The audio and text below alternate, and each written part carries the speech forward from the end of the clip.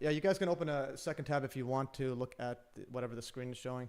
So we're live. Everything is fine, guys. And can y'all hear me fine? And is the audio too good? Is audio good, bad, etc.? Can y'all hear me? Yep. Well, I'm asking. Yeah, I'm asking the other audience as well, just to see if they can hear me, and then we could test out. Can you guys all hear me? How many people we have in the chat? Okay, no. Audio is fine for me. Christopher Jung says no. No? Still no? Can the... No, but does the audio of the stream actually work? Okay, let's check if this would work. I don't know why it's not working. Switch to Chrome to load your favorite. Mine's still on the thumbnail. Like, I don't see your face or anything. Fast. And I refreshed Save it a couple times. yours. For me. Okay, I can hear you guys. Christopher Jung says no. No? Still no? Yeah. Oh, no, it's working. It's just delayed. Okay, so it is working. It's working, guys. Notification yet. When I refresh on my browser, it works. AdWords first. When you skip the ads. Oh yeah, so I'm on my. Oh, I should have used. It doesn't have Google Brave, so I don't have ad block on this. Oh yes, it's on now. Is the volume good and can hear? Is it too low or should I increase or whatnot? OBS. It's on max volume. Okay, it should be testing. It should be good. All right, guys. We are. I can now see. Had to press play. Okay, people can hear. Is the audio good? Is my audio good, guys, or should I increase it somehow? Is the round table? Yeah, Paul Level says, is this the round table? Yeah, it's round table. I have a whole bunch of people in the show, and yes. Yeah. Can you guys hear? Matt, turn up your microphone. So again, how do I even turn up the microphone? Like, what do I even do here? Microphone. Sound settings. Yeah, sorry guys. This is why isn't it popping up there? Okay. A bit louder, please. They're saying sound settings. Sound mixer options. Master volume. Okay, that's that. Adjust for. That was master volume. I don't know why this is not showing higher. Is there? Oh, this is connected to this one. Let me check out this thing. Gain. I'll add some gain here. Audio. Okay. How's my audio now? Is it better? Can you guys? Is it louder now? I'm waiting to see what the people in the chat's saying. But is it louder for you guys? I just increased this gain. Yeah, for us, it's louder as well. Yes. Did it get louder? Okay, is mine fine, guys? Well, give me one more confirmation. Your mic is louder and it's fine. Okay, it's louder and it's fine. I will gain again. Yes, okay, my own 911 says yes, the volume is better. All right, perfect. Okay, we got some good to go, guys. Enough of me talking about volume. All right, guys, we are live. We're good to go. We have a whole bunch of amazing people right here. Yeah, it's louder. We have 8 people in the show. All right, so 8 people already on the stream. A lot of 9/11 truthers, a long time they've been at it. And Andrew Johnson still, he should be making an appearance soon, hopefully. Okay, loud and proud. Okay, so Rotary Motion, loud and proud. Okay, some LGBTQ slogan. All right, I will do some housekeeping, and I'll introduce everybody on the show. Actually, I'll probably just introduce everybody as we go. All right, guys. So today's live stream is going to be an emergency chat. The last one I did last year, I called it emergency hangout. Got to use a different word there. And we have, again, a legendary crew. We have Andrew Johnson. Well, he should be arriving soon. Mark Conlon, a.k.a. 9/11 Planes Research. Norman, a.k.a. 9/11 Revisionist. William, a.k.a. That's Life, but not as we know it. John Fortenberry, a.k.a. American Fathers. Chris Bergier, Aerospace Engineer from Boston Island Truth. Keith, a.k.a. Dr. Judy Wood's friend and Methylminer. And then only one missing right now is, John and Andrew. And the usual, you could be a super fan, donate, etc. And the other part is, I just want to make some notes right here, guys. On September 11th, Wednesday, we'll have a lot of these guys will show up as well. But we're going to do a group live stream summary of the 9/11 evidence, of the main evidence. And then September 14th, 9/11 Revisionist is going to join the show to do a presentation on the Pentagon. And September 21st, 9/11 Planes Research. So Mark's going to do one on the passengers, or the 28th, whichever one works. And then also I have another announcement. So October 5th, live stream with a guy named Ameter Solar on electrogravitics. His father worked with the Thomas Townsend Browns, the guy who's experimented on flying saucer and so on. So that's scientist. So his father worked with him, and he knows a lot of the family members, and he's done some research on this. And then October 19th, Methylminer will be on the show for alternative health hacks. And then November 2nd, John Hutchison is joining the show again, this time exposing disinfo agent and psycho liar Ace Baker. And then, and also in the stream, KJ, French 9/11 guy, and Gene may show up. This is French 9/11 Truth people. And also, Oz is watching. Will drop by to say hi. So my cousin will drop by in this stream, and so on. All right, guys. Without further ado, this is the crew. So if you guys want to each introduce yourself, maybe one by one, and so on. All right, guys. So Norman, you want to say hi, everybody? Well, hi everybody. The dumb African here that just trying to wake everybody up. A lot more qualified people than me are in the house, so I'll give it over to Mark Conlon, 9/11 Planes Research. He did an excellent collab with Chris Hampton and his documentary 9/11 Alchemy Facing Reality, which I believe everybody needs to watch ASAP. Mm-hmm. Yeah, definitely. Well, thanks for that. Thanks for that, Norman. Hello to everybody. First time meeting you all. So, yeah, as Norman said, I've been involved on and off with 9/11, researching it since around 2012, but been aware of it not being right since about 2003-04. I go back to the Kennedy assassination, got me into all this type of stuff around about 1988. So just an aware guy and enjoy researching and putting info out and trying to get to the bottom of all the nonsense that's out there. So that's me. Over to I'll pick Adam because I've never met Adam before, so I'll say hello to Adam. I'll pass it over to you, the button. All right, you're mute, Adam. You're muted. Your microphone's muted, Adam. Okay. Appreciate it. Thank you so much, you guys. It's so good to finally be connected to a lot of you. And Mark, thank you for the shout out. I actually just gave you a shout out on the Conspiracy Realist podcast. I'd be happy to link you up with those guys. They asked me about what I thought happened to Flight 77. I said, you got to talk to Mark Conlon. He'll tell you what happened to Flight 77. So I'm really happy to make that introduction. But you guys, from September 11th to the 30th, I spent approximately 240 hours on site as a member of Alpha Company, 3rd U.S. Infantry, as a member of the Old Guard. We participated in Operation Noble Eagle, and that was the effort to basically clean up everything that happened there. And I personally believe that I took part in cleaning up a false flag attack. And so I've been devoting the last few years to getting out and to researching and to talking about what I did and didn't see. And in that, I've been able to uncover quite a bit of information. And in my opinion, I've been able to uncover people that should be investigated for the crime of mass murder. And so I try to take the stuff that has been basically put together by a lot of very talented researchers like yourselves, and I try to add my piece to it based on what I've been able to uncover as not the first person that was there to challenge the official narrative, that's April Gallup, but the first responder with extensive time on site to really challenge the official narrative. So it's great to be a part of this, you guys. I would love to continue to collaborate with each and every one of you. All right. Yeah. Thanks for that, Adam. And then I'm just gonna go whatever is on the top and then bottom. So Chris Bergier, do you want to say hi and then introduce yourself to the audience? Yeah. Hello. My name is Chris Bergier. I first got involved with the 9/11 Truth Movement when I challenged my nephew to a debate, and then that I would investigate 9/11 and to show him that the official story was correct. The more I investigated, I realized he was right.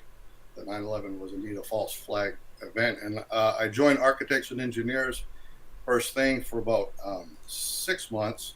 And then I came across Dr. Wood's presentation, and then I realized it was an eye opener for me. It really changed my world because I realized there was implications of free energy, weather control. It just had a tremendous amount of information that they're hiding on us. And then it didn't take me long to realize that the AE 9/11 Truth, when they called her research junk science, that their main objective was to steer the truth movement in a direction so it would be away from directed energy weapons and show that it was all thermite. When I first joined Boston 9/11 Truth, I actually I was questioning this, and then Richard Gage let me build a sign that had the photo of the buildings coming down right on Dr. Wood's front cover of her book. And I made the sign 9 feet tall, 3 feet wide, and I've displayed it several times. I displayed it in front of the State House, Massachusetts State House last year. And then when people look at the sign, they really see that it looks like the buildings are being exploded by nuclear or something like that. Little kids come by and they see that, or when they see the sign, it's really eye-opening. But I do have to honor the group's guidelines by not talking to introducing normies. If you're trying to talk to a normie, the best thing you do is talk to Building 7, the Lawyers Committee, and then I leave it at that. If someone's really interested in advanced research, then I feel it's appropriate to talk to them about Dr. Wood's work. But I would go out on the Battle of the Green, dress up in John Hancock, and I could pass out like 300 flyers in 20 minutes. While other people in our group had a hard time passing the flyers, I figured out how to do it much quicker. And then I'm also interested in I'm interested in the activism part and the research part, because really the 9/11 Truth Movement is obligated to wake up normies that the official story is wrong, and then a lot of the normies just really aren't interested in the research too. You have to understand that. But I'm still trying to slowly make headways with putting Dr. Judy Wood's work, getting to our group to accept it. They actually accepted putting it on our webpage. I know it needs to be updated, but they let me give a presentation on it. After the Lahaina fires, they were definitely more receptive to hearing it, because I was able to send out a big a letter to a large amount of people, including Richard Gage, that everyone in the 9/11 Truth Movement that represses directed energy weapons should be ashamed of themselves after the Lahaina fires, because we should be the people that are first, raising our flags, saying that this is foul play. It should be the prominent members of the 9/11 Truth Movement that tell all the normies that directed energy weapons are being used in Lahaina, and this is a horrific crime. And but so far I'm still active member at Boston 9/11 Truth. I don't have as much time as all you other guys, because I have 2 jobs and building a house and all this big family. So I have to use my time sparingly. But hopefully I think things will turn out better. That more people will be aware of Dr. Judy Wood's work in the future. We're still making a lot of progress. So that's it. Yeah. Thanks for sharing that, Chris. And I was on the Boston 9/11 Truth last week. I got to talk to Gage and and a few others. And there's a link to it over here for those interested. It's the first video. I'll just put a link here. Share. 1 second. And for those who are not familiar with Boston 9/11 Truth, so that's the one Chris helps run and so on, or helps volunteer at. And then so the next couple guys. Well, I just want to make a quick comment that like half the members in our Boston 9/11 Truth group don't even know who Mark Conlon or Andrew Johnson are. So there's ways, and they are having guest speakers. So I would invite Mark Conlon to come on, Andrew Johnson come on, Matthew stuff, and this can all be done. But it's good to do it in increments. You don't want to do it all at once, right? Because they still have to do their activism, and they're interested in a lot of other stuff. I believe they have Susan Lindauer on next week too. So. Okay. Yeah, but again, I'm open to present as well if they want to get me on, but we'll see on that, because I think my view is I think Gage has a has a finger on the button. All right, and then we have 3 more guests to introduce. Methylminer, do you want to say hi and just talk a bit about yourself, introduce yourself, and some of your Reddit activism maybe? Methylminer, are you frozen? I think he's frozen. Oh, yeah, I can hear you. You're muted, Methylminer. Hello? Okay, Meth is can't hear me, or I don't know. All right, we'll go to next one. Keith. Okay, yeah. I just want to say, if you want to introduce yourself to the audience, and also if you could maybe speak about your communications with Judy Wood, and if that is all right. Sure. Yeah. I'm an in- I first discovered. Meth. Oh, sorry. Okay, Meth is talking now. Okay, just wait for Meth. Yeah, sorry. Meth is watching the live stream, and the live stream is Am I delayed? Yeah, the live stream is delayed. Yeah, that's why I was wondering. No, I can hear you. Yeah, no, I'm saying the live stream was delayed. What? Oh, well, we can hear it now. I think it caught up maybe. Okay, so you can speak now if you want. Methylminer, introduce yourself and maybe about Reddit and so on. Yeah, I think you are delayed. I'll say... Meth, the stream is delayed. Use Google Meet. Oh, okay. Pam Running is in the house. We have a super fan. Let's go. Yeah. Okay, so I think Keith, you wanna? I'm just waiting for Meth. He's a bit delayed. Can you hear me now?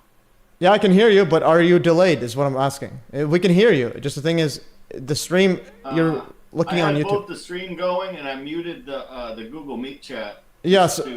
Yeah. So the Google Meet one. Both playing at once. Yeah, so if you can mute the YouTube and keep the Google Meet instead. Okay. All right. So you can hear me now? Yeah. All right. So I basically came across Dr. Judy Wood. I wish it was a better way, but it was a Telegram channel that just kind of scrapes everything. It scrapes controlled opposition. It scrapes like architects and engineers, and then I just randomly saw a Dr. Judy Wood presentation kind of way throughout those lists. This was right after COVID when I kind of realized something was up. And ever since then, I was just kind of flabbergasted that no one knows about this. And there was free energy that we could is being hidden, and just kind of spiraled from there. And so basically I had a TikTok channel going for a while. I got up to a couple thousand followers and then just got deleted. But right now I mainly kind of hawk the Reddit forums for kind of people posting about 9/11 where I can actually correct them, and kind of battle with controlled opposition a lot, where they'll like even just yesterday they posted like a Building 7 thread that I replied to so many people that they made it private and took it down. So and then kind of arguing with bots a lot too, but you know, there's still real people on there that I get through to, so it's worth it. Mm-hmm. Yeah, that's great. I actually got banned from 9/11 Truth on Reddit in 2017. Yeah. And I dealt with bots before bots became mainstream. Like I 100% knew I was dealing with a bot because I could check his comments and it's always the exact same thing. And he would reply instantly. I would message anything and he would reply instantly. And I actually told my cousin about the bots. He didn't believe me, but I said, here, go anywhere, comment Dr. Judy Wood, and then you'll see a bot come up. So he did that. He messaged me. He's like, I just put online, and right away on Reddit they just show up. And then they'll intentionally misspell Dr. Wood's name so other bots won't reply to them. They'll say Dr. Judy Woods or Dr. Woo or something crazy, so the bots don't interact with them. Oh, that's a great point. I didn't realize it was for the bots. Okay, initially I was thinking so that they don't get searched that much on the SEO, but no, you're definitely right about this, because I've noticed a lot of times for people saying Dr. Wood's name and then replying to them, and then a couple of days later, after you argue with them for an hour, they'll delete their account and all the comments. So like you don't even people get to see the back and forth. So it's and then even if you do get something that has like 50 plus upvotes, they'll create another comment that gets upvoted towards the top of the thread, so yours is all of a sudden way down, and no one gets to see it as easily. They got a pretty good system going on, but you know, like it's still worth interacting with people that you kind of know are real. You can kind of tell after a few replies back and forth. Yeah, definitely. One of them actually made a hit piece on me, and then he started following me on Reddit, but he eventually deleted his video. He made a whole piece because I was saying that there was very little heat on 9/11, and he even used AI to put a this if you can see my screen, he put this giant, like, made me look like a devil and so on. So, and then he deleted his video, like, absolutely ridiculous. And I even predicted he would delete it. I've got it downloaded for posterity, so you can watch it whenever you feel. Yeah, it is quite hilarious. Yeah, so yeah, there it is. 9/11 just downloaded. So a guy went and made all of these, and he has I think 1 subscriber. He did all this for literally just for that one quick hit piece. All right, enough sidetracking, and now we'll get to the last, or 2 more guests actually. We have so many guests today. So Keith, if you wanna. You were speaking earlier, and if you wanted to speak about your communications and relationship with Dr. Judy Wood, if that is all right with you, and how you got involved. Sure. I think I'm the oldest guy here. I was clued into 9/11 being not what it is professed to be soon, I guess within 12 months after it happened, particularly focusing on the Pentagon. There's all kinds of anomalies there that easily prove that an airplane never hit it. One of those that I found striking to me was the fact that it's impossible to get a big Boeing that close to the ground due to what's called the wing and ground effect. And so I'm simple. If I can completely negate your argument with one fact, you don't have to go any further than that. So explain to me how you can get a machine that big with that big of a wing to make it a hole that was 10 to 12 feet in diameter down on the ground. Sorry, you're full of shit if you say anything else. Move on to the next topic. Mm-hmm. But anyway, I don't have a website. I tend to communicate personally with people. I try to use people, semi-famous people. I've written probably over 120 different direct letters to people, congressmen, preachers, scientists, a host of them, with a document that it's about 14 pages long, and essentially it's an appetizer of Dr. Wood's book. And it's not all the chapters. It's focusing on missing the orphans, 3, 4, 5, and 6. In particular, there's an anchor for me. I think everybody, well, I found that many people have an anchor fact about the World Trade Center event. And for me, that was the scooped out World Trade Center 6. How does that happen? Mm-hmm. No debris, no evidence of fire. It's scooped out. Half the building volume is gone. Oh, by the way, no one in AE 9/11 addresses that. They even say to them on their website, we focus on 3 buildings. There were 7 buildings, actually 8, Norm would point out, that were just devastated, gone. So for me, I simplify to explain to me what happened with WTC-6, and then I'll talk with you about anything you want. Mm-hmm. No answers. So to Adam. Sorry to interject there, but also if you talk about the Pentagon now, you've got Ted Walter and David Chandler, who were highly involved with architects and engineers. They've now started the International Center for 9/11 Justice Suppression, and they talking about a real plane going into the Pentagon, and that's their whole stick that they're running with at the moment. It's the reworking of a different lie. They can recycle those. In my opinion, they can recycle them because they're going to be projecting that mind control into different audience every time they speak it. And I'll give you an example. Ted Walters was interviewed by Kim Iverson and also Mark Clayton from Redacted. He spewed out just a bunch of garbage and got all kinds of accolades from both of them. Well, how many minds were poisoned by those guys in those 2 interviews? So me, I don't have the techno savvy to put together a website or anything like that. My approach is to write people personally who have a responsibility, moral obligation, oath obligation. Don't take this wrong, Adam, but everybody in the military since 2001 has committed war crimes. Who the hell's saying that? some lunatic in North Georgia. So why can't we get anybody in the military to own up?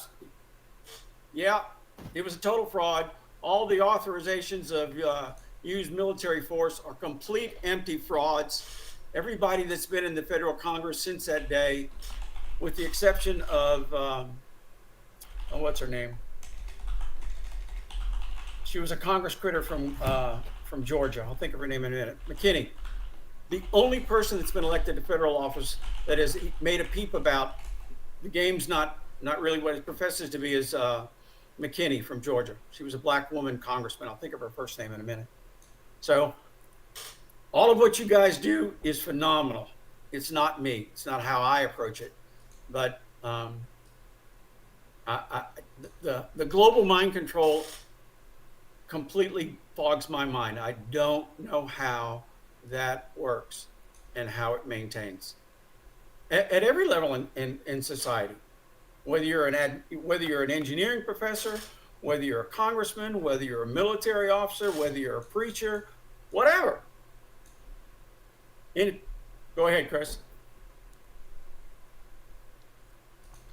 Yeah. Her name is Cynthia McKinney. That's it. Dude. So one time, Wayne Costy came over to our Boston 9/11 Truth Group and actually gave a presentation at one of our members' houses. And it was like a debate. It was like a 2-hour debate, and it was actually Lorenzo was supporting the fake, the story that the plane didn't hit, and Costy was supporting the official story. And I don't know if you guys are aware of this, but Wayne Costy was also present in April Gallup's court hearing in Connecticut when Dick Cheney was trying to promote the official story. Wayne Costy was there giving supporting evidence for the official cause. I don't know if you guys know that, but you got a question there, Norman. Well, I just want to add that the overwhelming number of members in our Boston 9/11 Truth Group did not support Wayne Costy. Only one member did. So, I mean, the members in our group, we all know that a real plane did hit the Pentagon, and that's and it's unfortunate that through the efforts of Chandler and Costy that issue has become too controversial. So we're not really allowed to talk about in public where. They discourage us from talking about in public, but too bad. I made a flyer showing April Gallup, climbing out of the hole one time and saying no evidence of a plane, and I passed out the April Gallup flyer several years ago at one of our events. Yeah, did you have a question, Norman? Yeah, just on Wayne Costy as well. He wrote a paper that wasn't peer reviewed, published anywhere. He basically just presented it.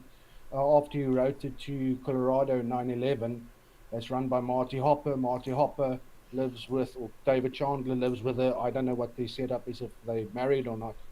And I basically asked him about the Spire, and he couldn't give me an answer because he was trying to make the case for propelled demolition with thermite being painted in the insides of the buildings, and that's what shot everything out. Yeah. And he actually had a picture of the South Tower where you've got a section of the core column still standing.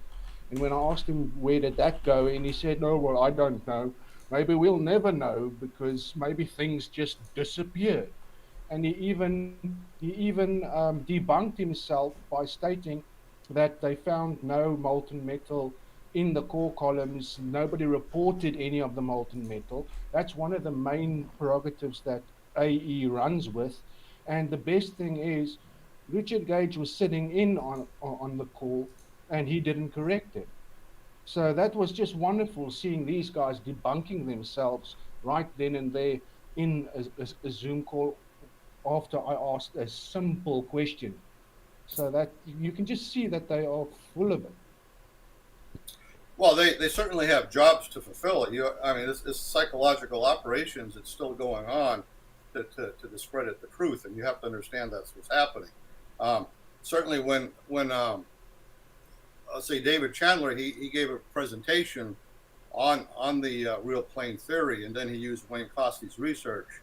at one of our Boss 9/11 Truth meetings, and I for about 10 minutes of that meeting, I showed his photo of the Pentagon side of the building, and he slapped some dimensions up against the wall, and if you were to measure one of the windows, he has the window being like 9 feet tall, when most windows are only 5 feet tall, and you could tell that just from a cinder block from inside the building that was 8 inches. So I mean, obviously he was messing with the scale, the geometric scale, which you can prove easily. But I mean, it's up to us to just go in on these meetings that David Chandler's at and just ask some simple questions, like, he says, the wing can go through 5 light poles and not even have a twisting moment on the airplane. Okay, so this is what you do. You say, David, there's a rudder on the airplane, right? Okay, if I engage that rudder, is the airplane going to turn? Okay, and you explain to me, David, the physics behind it, right? You turn the rudder just a couple degrees, and it puts like a 50-pound force perpendicular to that airplane, just the rudder.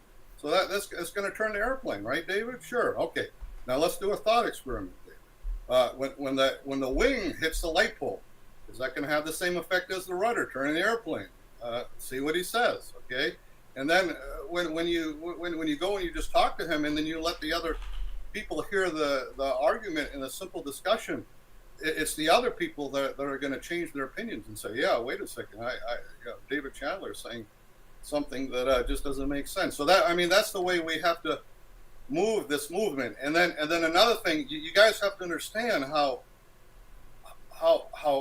skilled Richard Gage is at debating, and also being very polite and civil, because that's the number one thing that these people are looking at, is like, is this person polite and civil? That's very, very important.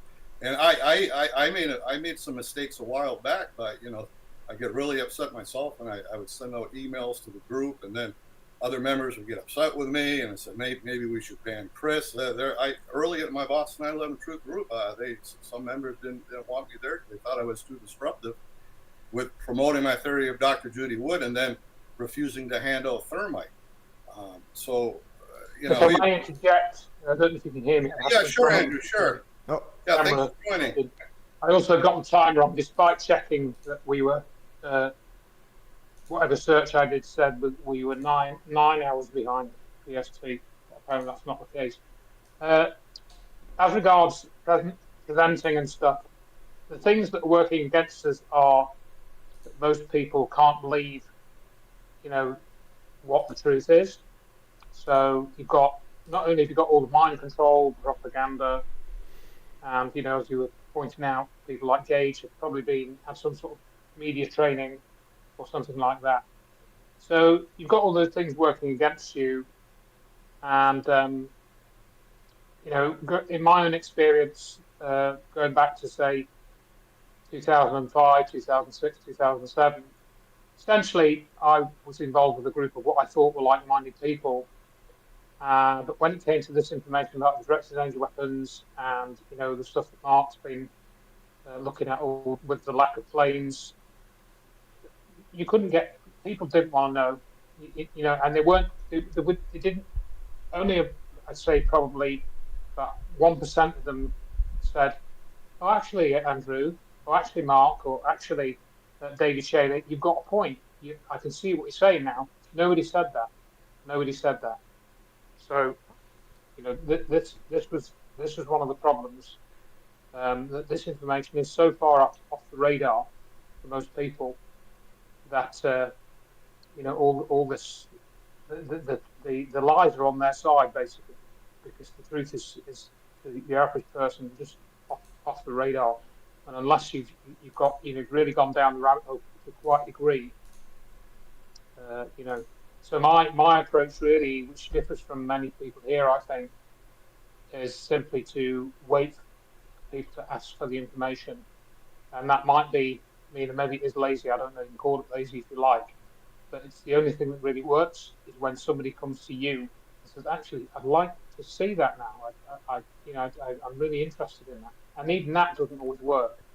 because we've had people that have read Dr. Wood's book. By the way, because it's not a theory, so you shouldn't attach the word theory to anything to do with Dr. Judy Wood. That is why we have the opening words in the irrefutable deliberately put in by Adam Dwyer because of that loose language, what she presents as evidence.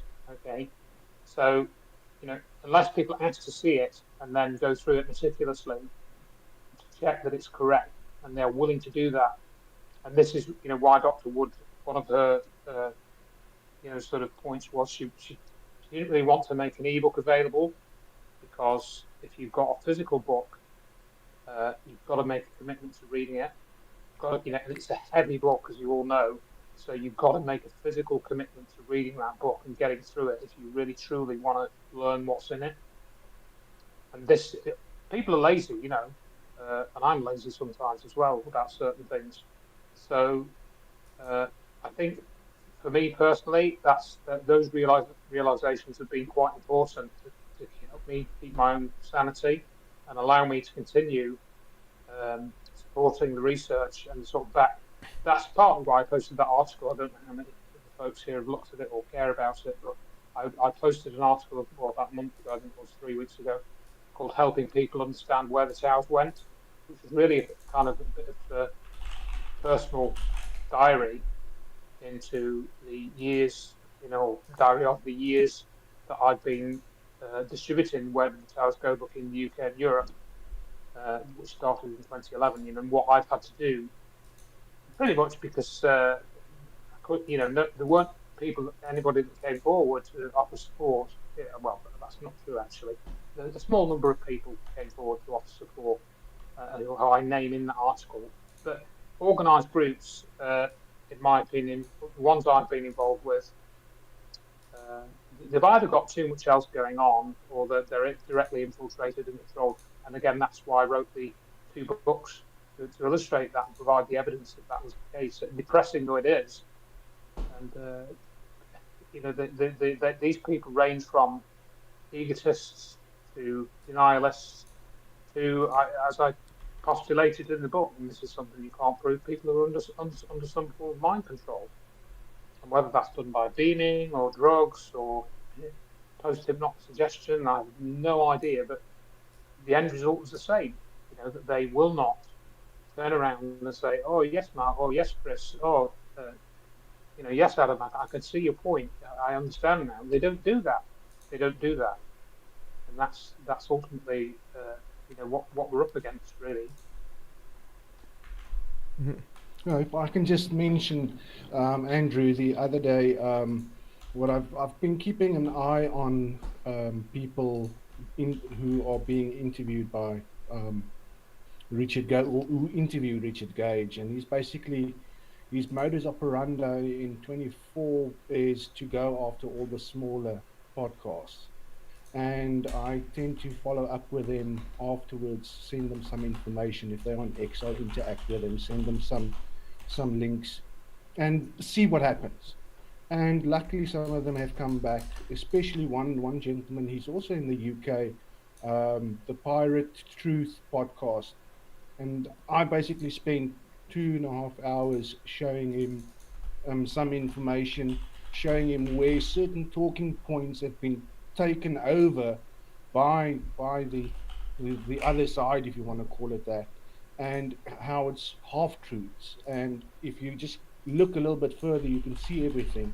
And luckily, they then see through the haze, because with regards to 9/11, unfortunately, you've got to show people. You can't really tell them what you think or tell them what happened. You've got to go show them, look, this area was supposed to be very hot, but it wasn't. People are stating that is dust falling off, but you can physically see the steel when it falls over, how it disappears. They want to talk about molten metal that caused all the cars. That's right. I mean, what I was doing for a period of time was I had a paper booklet of about, I don't know, 10 or 15 pages, which I would, flip through with people that I was trying to convey the information to. Of course, you've got to do that in person, face to face. And a few times I've done that with an online PowerPoint and gone through that. But I think I'm glad that you've done that, Norman. I mean, it is very useful to try and do that. But I think what again, you're on the back foot there, because as you know, if people are questioning I mean, this is what we found as well. If people are questioning the official story for the first time, they can look at the Dr. Judy Wood material and go, oh yeah, and then you can see it all fall into place. If they've had the gauge or thermite or nuke hypothesis and they've settled on that for a period of time, days, weeks, months, the fact that they've got to undo that and say, oh, it's that same thing, fool me once, shame on you, fool me twice, shame on me. But people don't say shame on me. They're generally too egotistical to do that, in most cases. So I think it's however Gage is getting to these podcasters, does he do it himself? Does somebody go around looking at all the conspiracy podcasts, or whatever you want to call them, alternative knowledge podcasts, and then, kind of dial them up and say, oh yeah, I've got a great speaker for you. And that again is another issue, because a lot of these podcasters, they get an audience and they just want to fill airtime. They don't really care what the subject matter is. I mean, maybe being a bit unkind to some, but that's certainly the impression that we got when we were doing a lot more interviews, say, sort of 10 years ago or whatever it was. That they just wanted to fill airtime, to please the audience. They had an audience, they wanted the likes or the clicks or whatever it was, not just for money. It's I think, and this is something I've discussed with Richard Hall a little bit and other people. If you have a regular podcast, it doesn't matter whether you're just doing it as a hobby and you're not getting any money out of it. You're just getting some sort of appreciation for it, which is great. And then I'm the same. I'm chuffed when somebody writes to me. But when people feel that they have an expectation on them to do something and produce regular content, that can then cause you to maybe just put whatever in, and stuff, and you feel you've got to meet that expectation, and I try to avoid that myself, personally. Again, it's more, I'm just talking more personal things. I'm not saying that everyone should do what I do. It's not, I'm not trying to say that, but that's just one factor in the psychology which I've kind of thought about. All right. I'll ask you another question. Have you got any? I know for a fact a few podcasters have possibly lined up interviews with you. Is anything happening? I know at least Adam Eisenberg is also getting out there and sharing his story. And to the group, is this to the group or just me or? No, our whole group here. Adam Eisenberg is a whistleblower for the Pentagon. He actually was part of the cleanup crew there, and he's been on a couple of podcasts, and he's mentioned Mark Conlon to people that he's been interacting with and all of that. So I think there is a start of a little bit of a momentum coming through, especially with Matthew doing his regular podcast. We've got Methylminer on Reddit. We've got William from Scotland, that's Life as We Know It. He's got a regular podcast, and he's doing a lot of videos and all of that. So we've got a new young bunch that that can take it forward, because after all, you've been at it for 15, 18 years. So obviously you're tired of it by now for just sitting up with the same people arguing the same points. Even me with doing it on a regular basis, you just get fed up with how stupid people play. They don't want to see.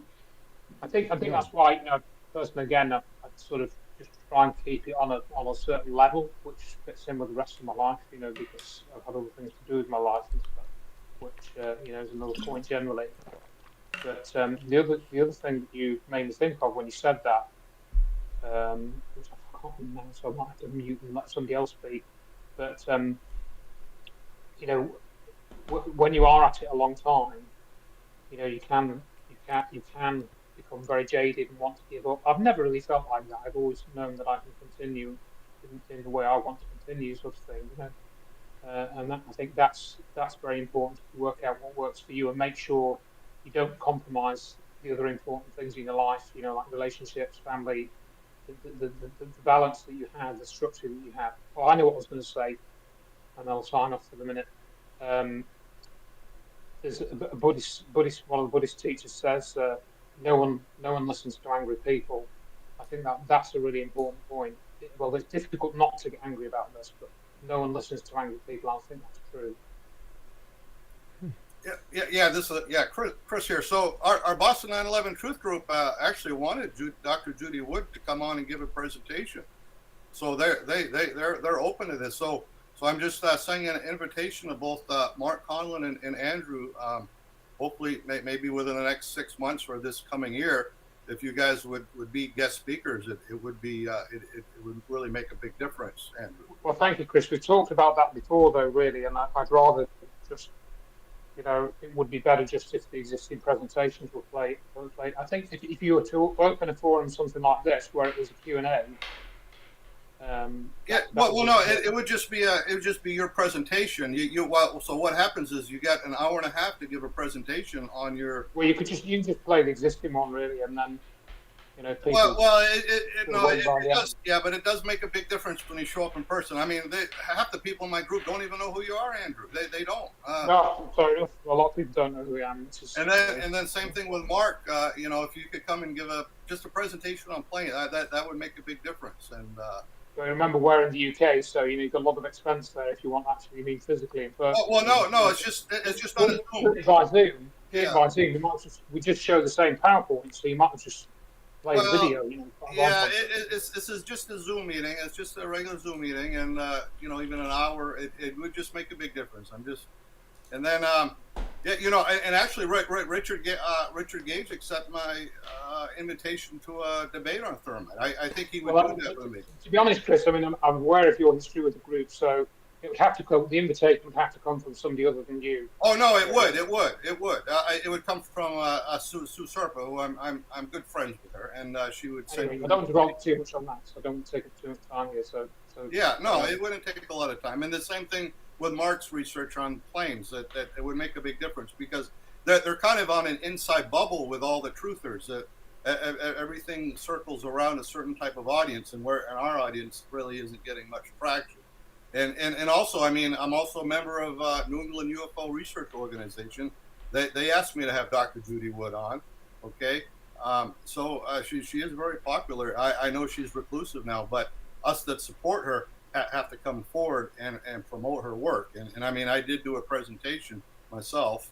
You know, I haven't given as many presentations as I should. I should step up the plate. I've been extremely busy, but I plan to. So. Mm-hmm.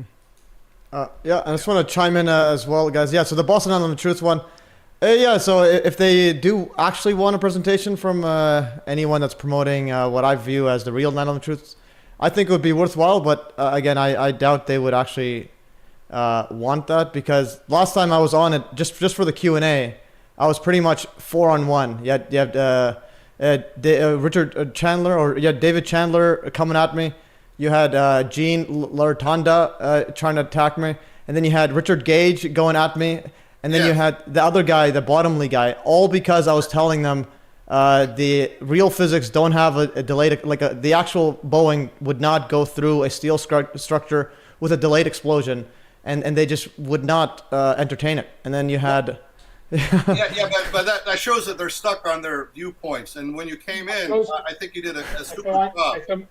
If I may cut to a key element of this and ask a couple of kind of, I suppose, certainly rhetorical and philosophical questions, is can you turn a dishonest person into an honest person, or can you turn a liar into a truth teller?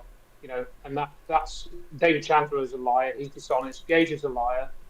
We've shown that. You know, I confronted him on that Truth Summit a year ago, and any person with a real soul and not somebody who operates like an android, really, to me, would have been ashamed of what they were saying and denying, you know, that sort of thing. But Gage just acts like a politician, you know. So you're not going to anywhere where he's involved. For me, I just let him get on with it, because he's not going to change, you know, and I'm not going to change. I mean, it's a bit like this thing with, you germ warfare. You know, we're going to have this debate between what's his name, Mr. Olsen, I forget his first name, and Fletcher and somebody else, and then Olsen backed out, and somebody else backed out, and we just left this Fletcher again. So Jeremy wanted to debate with me and Fletcher, and I just said, well, what's the point in that? That's all in my books. You know, it's not nothing to change. You know, the actual first interview, I sent a mail to all the 9/11 so-called truthers, and Richard Gage was the first one to answer. And then as soon as he heard he's having to square off against you, he ducktailed and ran. I actually have a short little 5-minute clip of the interaction with Andrew Johnson and Richard Gage in the Truth Summit. So, Matthew, could I possibly share screen so that we can quickly listen to that? Yeah, just 1 second. There's one person we haven't actually introduced. First of all, yes, William. Yeah, William, guys. But also, I want to say hi, Andrew. You showed up and then just started dropping bombs on us. That's good. Yeah, thanks, Andrew, for showing up. And then, gentlemen, I'm going to have to go to the airport in about 10 minutes. I appreciate the meeting. So if I drop off, I'm in the car running down the road. Thank you to all of y'all for everything you've done. Andrew, your books, thank you for doing that. Thanks for your support, well, Keith. I'll just say that and carry on. Yeah, thanks. The one thing I'd like to add before I bail out is the psychology issue. It's operative at the individual level, at the small group level, at the national and global level. I don't know how to break it. I don't know how to do it, especially even in a small group, because the trajectory of 9/11 information takes people to a fright zone where they freak out, they shut down, and they don't want to hear it anymore. So my approach, as I said earlier, is individual contact with people that should be making noise on a public level and are not. I don't know. Websites don't do it for me. I mean, I garner massive amount of information from everyone here. Thank you. Please hear me say that. But I tend to think there's going to be a single person that's going to snap, and I'll just use her as an example. Kim Iverson seems to have a soul, and she's been mind screwed by Ted Walter and other people. She asked some really good questions, and Walter deflected her like she was a tennis ball. But I have a way to access her, and also Clayton Morris. If someone of that character would say, like you have said, Andrew, I believed something incorrectly. I had to change my mind. It's costly. I may lose all of my audience, but here's what really happened. And for someone to do that puts their life at risk, their finance at risk, their relationships with their family and their spouse, all of that stuff. But then if I made pitches to Adam, he realized it's personal. And it doesn't matter what the consequences are. Humanity's going to get consumed by these predators who've done this. And without 9/11, they would have never been able to do COVID-19. 9/11 proved that they could psychologically mind rape the planet, and nobody would push back. I don't know. Yeah. No, definitely. Sorry for my preaching. I apologize. No, we need that. I just want to drop a point about so you have good ways of getting directly to the people that, for example, have an audience, and then see whether they respond or not. And so again, I think the more hands on deck doing whatever they want to do or feel like is within their own reach, and similar to even Andrew Johnson, where yours is in a way I call it pacing yourself. I've been doing that too. But I also like Norman's in-your-face attitude, which has actually influenced me to be more active on 9/11 front. So basically, definitely, whatever works. Does not mean that need to be online. It could be activism off that. But also, in your case, Keith, directly telling for example, someone with an audience, sending them like the packages that you sent to them, and then see how they respond, if they do or don't. And And I think the ones that you said that are open to it, so Kim Iverson, if you can, and then Clayton Morris, I could possibly also send a message to them if you can pass over whatever contact you think would work, and see if they can. I'm putting together a document set that I'll give to you, Matthew. Mm-hmm. The transcript of her interview with Walter has got massive openings in it for us to crush him in front of her. Now, I'm not saying she'll respond. I'm just saying, okay, Walter said this about the buildings turned to dust. Really? How did that happen, Ted? Mm-hmm. Yep. He doesn't have an explanation for that. It runs counter to everything that his cadre of liars and dissemblers put forward. Mm-hmm. He even talked about the upper portion of 2 tilting over and then turning to dust. Shocked the hell out of me. Mm-hmm. But no explanation from him. So I can't say it's going to be effective, but I'm going to try to put together, how would you describe it? Almost a brief on how she got mind raped by him. Get it to her. Yeah, if you can get it to her. And at that point, it's her responsibility, not mine. Yeah, and it's a great way to see if someone's truthful or not, because again, a lot of these people aren't true. Like, well, at least some of them aren't truthful, and then if the ones that are, get them on their podcast. Now they have to deal with multiple things. Okay, the government's narrative is fake, and now I'm getting a literal liar on my own podcast telling me XYZ, and now you got to reverse course on that. So that's in some ways the cover up is bigger than the actual event. It's more to wrap your head around. Like, okay, so there's also psychopaths that not only do this but also pretend to be the good guys, and trying to fight back. So that's a whole another level. If I may, before I jump off, I've had the privilege of going to the 9/11 Memorial Museum in New York City twice. If anyone can go, please make the effort and go, because you will see the mind control in full exposure and what they're doing to all the millions of people that go through there.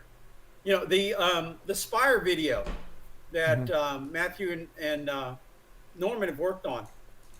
It's projected on one of the walls. Wow. What? They've got these illuminated maps, as it was, scattered throughout the display. And the maps are show the building positions at 9/11 and then the building positions now.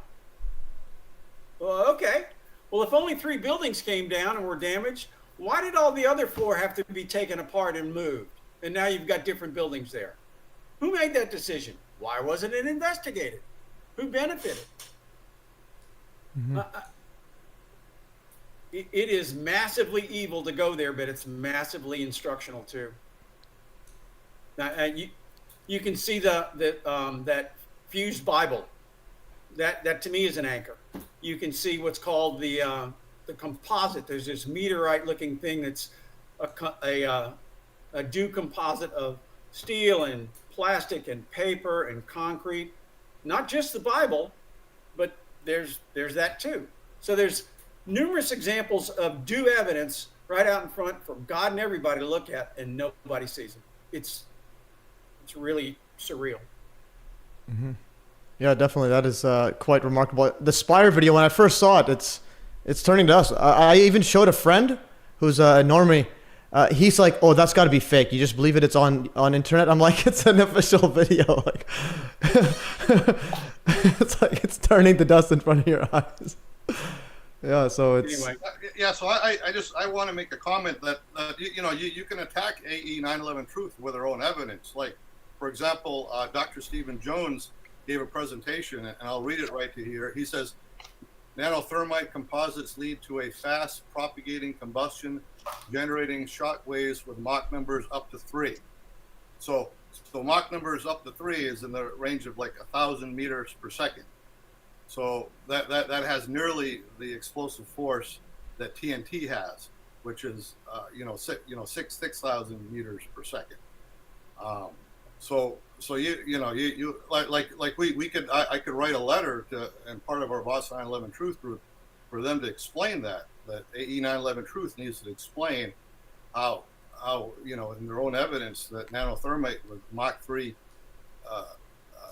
explosive velocity can pulverize concrete and steel when TNT is three times the capacity. And then I show everyone an exploding whale that happened in 1970, where there's a whale on the beach, and they try to get rid of it with just a half a ton TNT versus an 8-ton whale, and you can watch the whale explode. It just makes a tremendous amount of noise. So all these people in the 9/11 Truth movement seem to be real activists on demolition, and they don't even have a clue what velocities are involved to really explode something properly.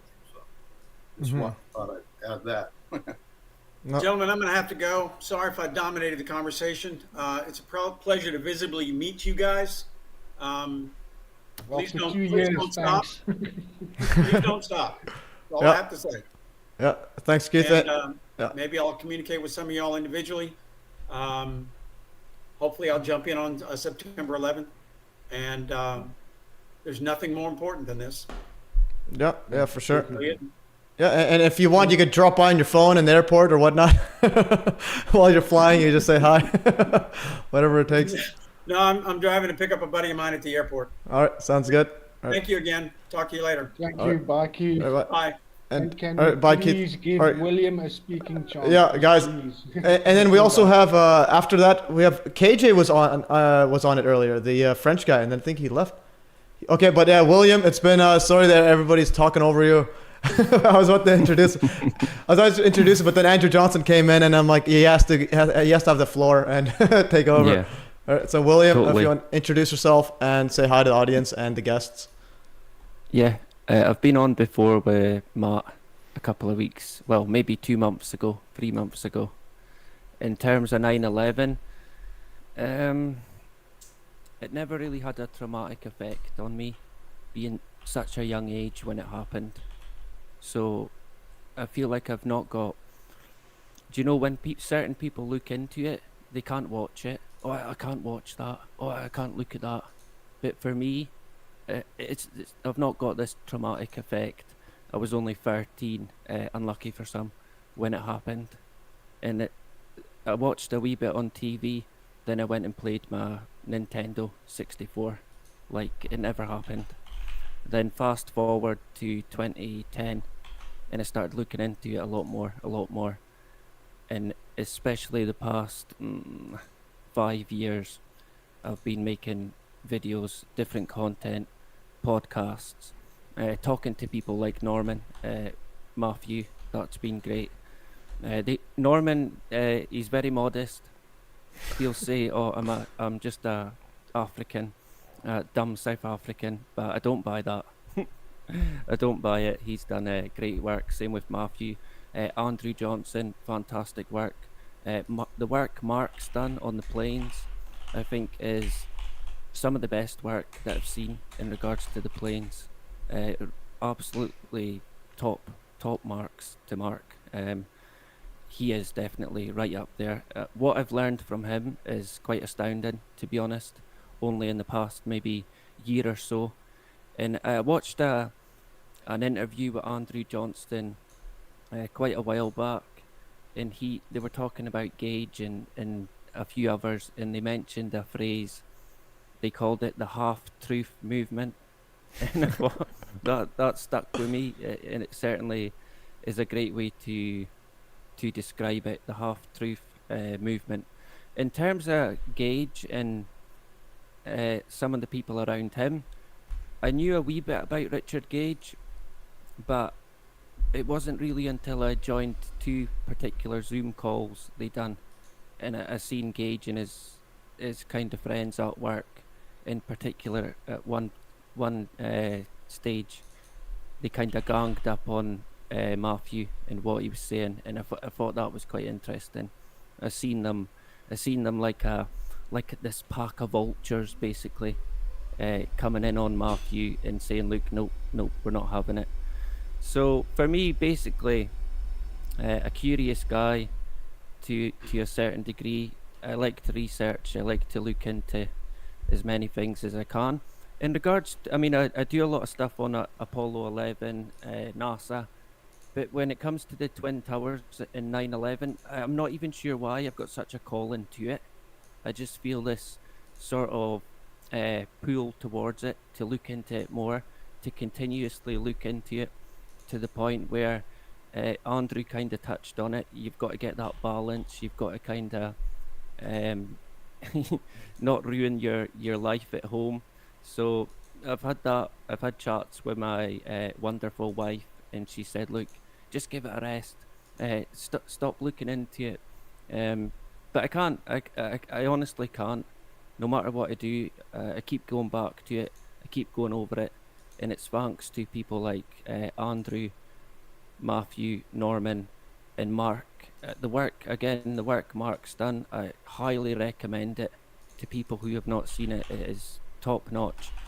And I think as well, we talk about how to maybe put things across. I think it's maybe a good idea that we do it the way we do it, the way we feel best at doing it, because we're all different, we've all got different approaches, but the bottom line kind of is we're all beating the same drum here. So just keep doing what we do, and hopefully we'll get somewhere at some point. But it's great to be here, back again, so thank you, and great to see everyone. Oh, yeah, thanks. That's life. Yeah, and great point about just doing what we do. But also in a group stage, I think other groups have been like, it's easy to infiltrate because there wasn't really a litmus test. I think in our case, we have a pretty big litmus test where like people that are known liars do not want to even entertain. So like 9/11, you get the, if someone's in the group and promotes 9/11, Dr. Judy Wood, there's very little other ways where it's very like hard for a actual disinfo agent to promote it and then also promote lies afterwards. It's very few would do that. So it's like, even if you had a big group, and then the litmus test is, well, okay, what do you tell your audience? If you say theory, okay, that's bad. so basically it's like you have a list of rules where you can easily spot who is and who isn't truthful or not. So even if we do make an official group, I think we have a strong enough litmus test where it's easy to spot who is just in there. And yeah, speaking about Gage One, I've interacted him twice with him, and yeah, he's definitely a seasoned debater.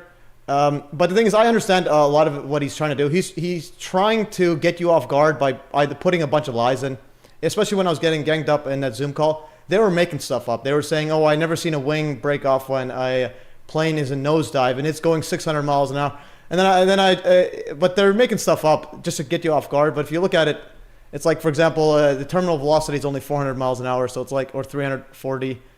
It's like everything they say is just, you can tell automatically if they're trying to get to the truth or trying to get you just to make you look bad. But I think going back to what was said before about people like Gage and probably a few other examples, they've been trained probably in things like neuro-linguistic programming, so they know the sort of gestures to use and the tone of voice and all of that stuff. But we're just a loose association of folks. We're not even a group, really. I wouldn't even call ourselves a group, or, well, maybe you would, but I wouldn't. Just say we're a loose association of figures, really. Yeah. So so when I went to the Boston Cheers restaurant with Richard Gage, I showed him on my cell phone a California wildfire in Woolsey, and I asked him if he thought that was a directed energy weapon. Guess what he said? Oh, he said yes. He said it was. He says, well, that's definitely a directed energy weapon. So what he says in private, what he says in public are two things. Okay. It's like Hillary Clinton. If I can also just interject here. I had a very good Odyssey channel with around about 500 videos on it, all put into neat playlists and everything as a learning hub. And then how I got to know about Gene Lauratondo is he came into one of my comment sections and started bad-mouthing me, saying that I'm Dr. Abraham that basically called out Gage in 2011. And then he brought in 10 points of how to debunk you. And then I trying to figure out who he is, and I saw he's got this little 9/11 war room that he Zoom call echo chamber that they have every Sunday. And I decided to go in there because he challenged me to come debate him. And then as soon as I got into the room, he basically kicked me out. And then obviously followed up and ended up having a conversation the one time with him, not being argumentative or anything, but I called out Sue Serpo, who's in Boston 9/11, and Al, and the lady from TAP, Truth Action Project, Jean Laraton and them all, and I basically told them, like, there's been this debate or this debunking wars going on for all these years or whatever, and you guys don't really want to discuss evidence that your theories can't explain, and if you don't want to look at it or you just hand wave it away, how can you call yourself a truth seeker?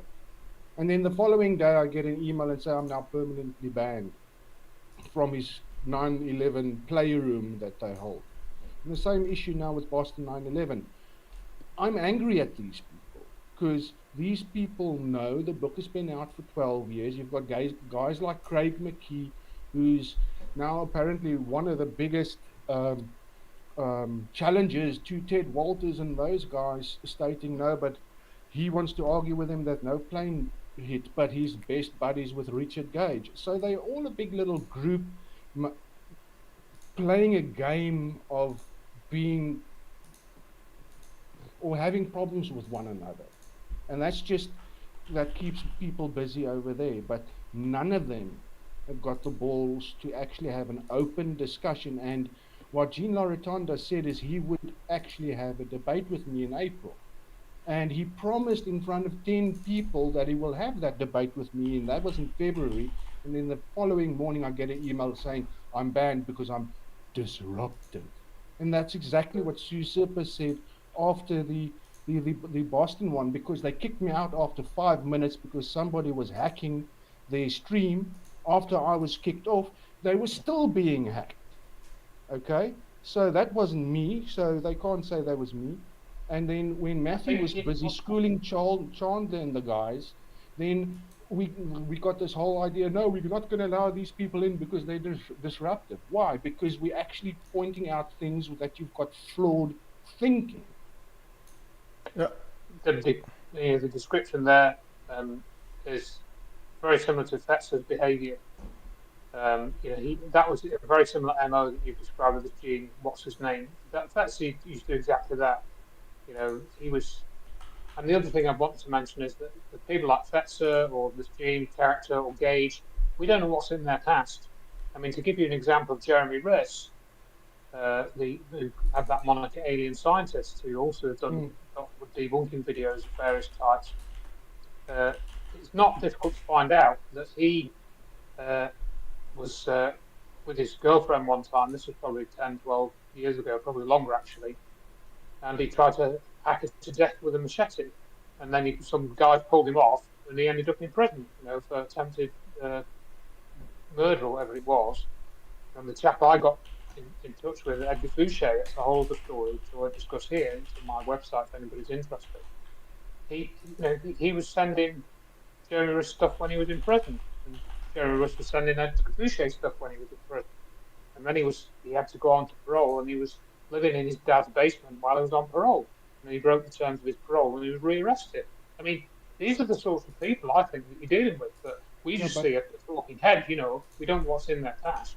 Yeah, but I even had an interaction with alien scientist on X. We had a to and fro, and I was basically busy schooling him there, and then he blocked me, and then he had a live going on, because obviously there's what I mean is you're wasting your time, because he's just a potential murderer. While doing but I just want to tell you, he allowed me into his live stream, and then he threw me with a question that he thought that I couldn't answer. And when I was hounding points just like this, all of a sudden he saw, oh shit, I'm now going to and fro with somebody who actually can show that I'm a complete and utter shyster, and he then also just muted me, and then went on this massive tirade of how I'm crazy and this and da, and did a complete character assassination instead of addressing anything that I mentioned there. And this is how they all work. They will never allow an honest discussion on the evidence.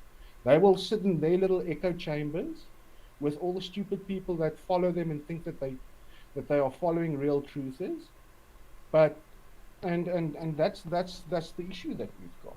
And sorry, my whole aspect is, if you want to get somebody to know what the truth is, you take them directly to Dr. Wood's work.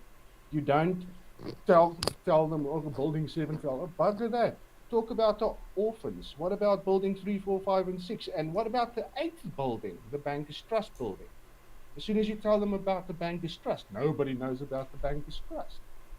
It's the same with Mark's work, with what he's uncovered with all the planes and the patents and everything that was put into 9/11 alchemy facing reality. And then you've got Adam Eisenberg, who was at the Pentagon, and when he wanted to present, he was only allowed 15 minutes, and then Gage wanted to bring up somebody to debunk Adam. And that somebody who was in the Pentagon cleaning the... Oh, come on, man. Please. I got to say this. I've shared emails with a lot of you guys. You're more than welcome to throw those emails out there. All the people you guys are talking about, they approached me like I was just another researcher. And as I shared with you gentlemen in emails leading up to this point, they've been in a very dark place for a long time. I've got these guys. So if you guys want to share any of that stuff, I would be happy to talk about them. But you guys, illuminating them is simple. You keep doing what you are doing, and that is to try to drag them out into discussion about it publicly. And the beautiful thing that we have right now is, in the last 4 years, the people that are controlling all the shots have shown us their capabilities. So the average person now sees it. But that being said, if you want to start to expose the counterintelligence operations, look at the way that they have responded to somebody that was provably there. And where it gets even worse, we haven't mentioned one name, Ken Jenkins. Who here knows Ken Jenkins? I know Greg Jenkins. I know the name, but I don't know anything about him. We came across him early on, but I don't know much about him. So yeah. In my opinion, he's the one that's behind all of it. If you look into the Northern California 9/11 Truth Alliance, that's what Gage is a part of. He is a part of it as well. He's the one that came, and Gage invited him to do the 15-minute counter to mine. But if you look at those inner emails and all those interactions with all those people, David Chandler, Wayne Coastie, Ken Jenkins, Adam Fitzgerald, DJ Thermal Detonator, all these people, their interactions can be boiled down to 25 rules. Are you all familiar with the 25 rules of disinformation? Have you seen that? That's a quick and dirty way of explaining the tactics that these people use. But I came onto the scene at the end of 2020, and when I turned and started to try to get help, when I stumbled upon the people that I've stumbled upon at the Pentagon, who I've confirmed had no authority to be there, and I got confirmation from the incident commander, James Schwartz. But these people were basically there as firefighters when they were, in fact, weapons experts. And I've got these people saying things about energy weapons as well, you guys, and that's what I'm willing to share with you off camera. I'm putting this all into a series of presentations, but counterintelligence is real. And these people that you are talking about, in my humble opinion, are a part of it. And, I'm willing to put myself through any public test that goes all the way back to proving my birth certificates, time, location, all the schools I've ever been a part of, all the jobs I've ever been a part of, military records. People are willing to stand up on my behalf and state that they knew me back in grade school and in junior high and in high school. That's how you counteract these people. You ask them to go through those processes. And I've asked them, they run. I've asked these people in private emails, you know, I want you to prove you are not a counterintelligence professional, and I'm willing to go through the same process as you. They run. And I don't know if you guys knew this. I have a debate, a $5,000 debate challenge concerning the Pentagon. And of course, the experts know this. I'm actually 7-0 because they act like big shots when they receive the challenge, and then they take off and they run, and they act like I don't exist. And so, yeah, none of them want teamwork. They all want to keep things in this little bubble. Those emails that I've shared with you guys are just the tip of it. I've got 4 years of this stuff that I've been constantly just recording ever since I started to talk to these guys. And so I circled, I found the people that I found, and I started to investigate them. And then when I realized that I had quite a bit of information to show, I turned to the 9/11 Truth Movement. I started with Dan Hanley because I wanted a pilot. And I figured, you know, this pilot is going to talk about the absurdity. He ended up being a totally limited hang. He doesn't even take a position on the Pentagon. And then when I started asking him pilot questions, he told me that I needed to speak to David Chandler. Spoke to David Chandler. The very first time I ever interacted with him, we got into screaming matches with each other, even though I was extremely polite to him in my emails, which is funny. You guys saw those emails where I introduced myself. You guys also saw those emails where he talked about his flat earth experience, where he can't have civil conversations with people when he tries to reach out to people. Well, I have the same exact proof with him. And it just went on down the line. David Chandler then got his muscle men. These are guys like, and of course, I have no way to prove this. I only have timelines and how people showed up and never asked me questions. They always came attacking me. Guys like Adam Fitzgerald, Nelson Martins, Wayne Coastie, all these people. And I've sent you guys screenshots of all this stuff. Wayne Coastie told me to go away when I sent him a video of my lead suspect, and Wayne specifically wanted to talk about Pentagon damage. I gave him that too. Gave it all to him in a video. Here you go. Go away. Those were his words. So my interactions with these people go back years, and I'm willing to do anything to prove that I'm not a part of that shit and that they are. And I've got about 20 to 30 people in this list of people. And the scary thing is that some of these people agree with me on the issue. And I'll give you an example. I'm writing a book right now. I make no bones about that. It's a very public thing. I have an individual helping me edit that has worked with professional writers. And this individual gave me a non-disclosure agreement. He said, I personally use this in my work. If you have people that are helping you out, a team, so to speak, you need to also have them sign this because you're going to be discussing things that are proprietary in nature. He gave me his own NDA. I sent it to my guys that I was interacting with. Two of them were like, bang, here you go, done, let's go, let's roll. And that's the mentality that I'm looking for, that let's roll mentality. If that is in fact real, that's the type of energy I want with the people on my team, because the people that were faced with death that day didn't have a choice. So I want killers on my team. I'm an infantryman. Well, I sent this NDA to Craig McKee and to Adam Ruff. 1 day became 2, 2 became 3, 3 became 4. 9 days in, I finally was like, what are you doing here? Why are you on this team? And I had a series of years of experiences that led me just to believe that even people that agree with me on this issue are not capable of making waves, are not interested in making waves. Maybe they were interested 10 years ago. They don't have the energy. They don't have the steam. I don't know what it is. But I was starting to genuinely believe after Barbara Honegger, you guys saw the interactions that I had with her. I've got weird pictures of her giving what appears to be a Masonic grip to Ronald Reagan in the presence of George Bush. You know, I got to know about her in 2007, and that came through Dr. Judy Wood met her at a presentation that Fletcher organised in Madison. And Barbara Honegger kept interrupting Dr. Wood's presentation. She had her mobile phone on, and later Reagan was talking during the presentation. And she did it about 6 times, and finally she had to be told to leave the room because people were fed up on all the interruptions. I've never I've never been interviewed by anybody in such an aggressive way like Barbara Honegger interviewed me. I'm telling you guys, there's about 20 to 30 of them. The only strategy that they seem to have with me now is to act like I don't exist, or that I'm not a reliable witness. And I'll give you an example of how that Your happened. experiences, Adam, very similar to mine. I mean, not that I've been in the military, and I think obviously you having that direct knowledge could be very dangerous. But what I write about in my books is very, very similar to what you've just described.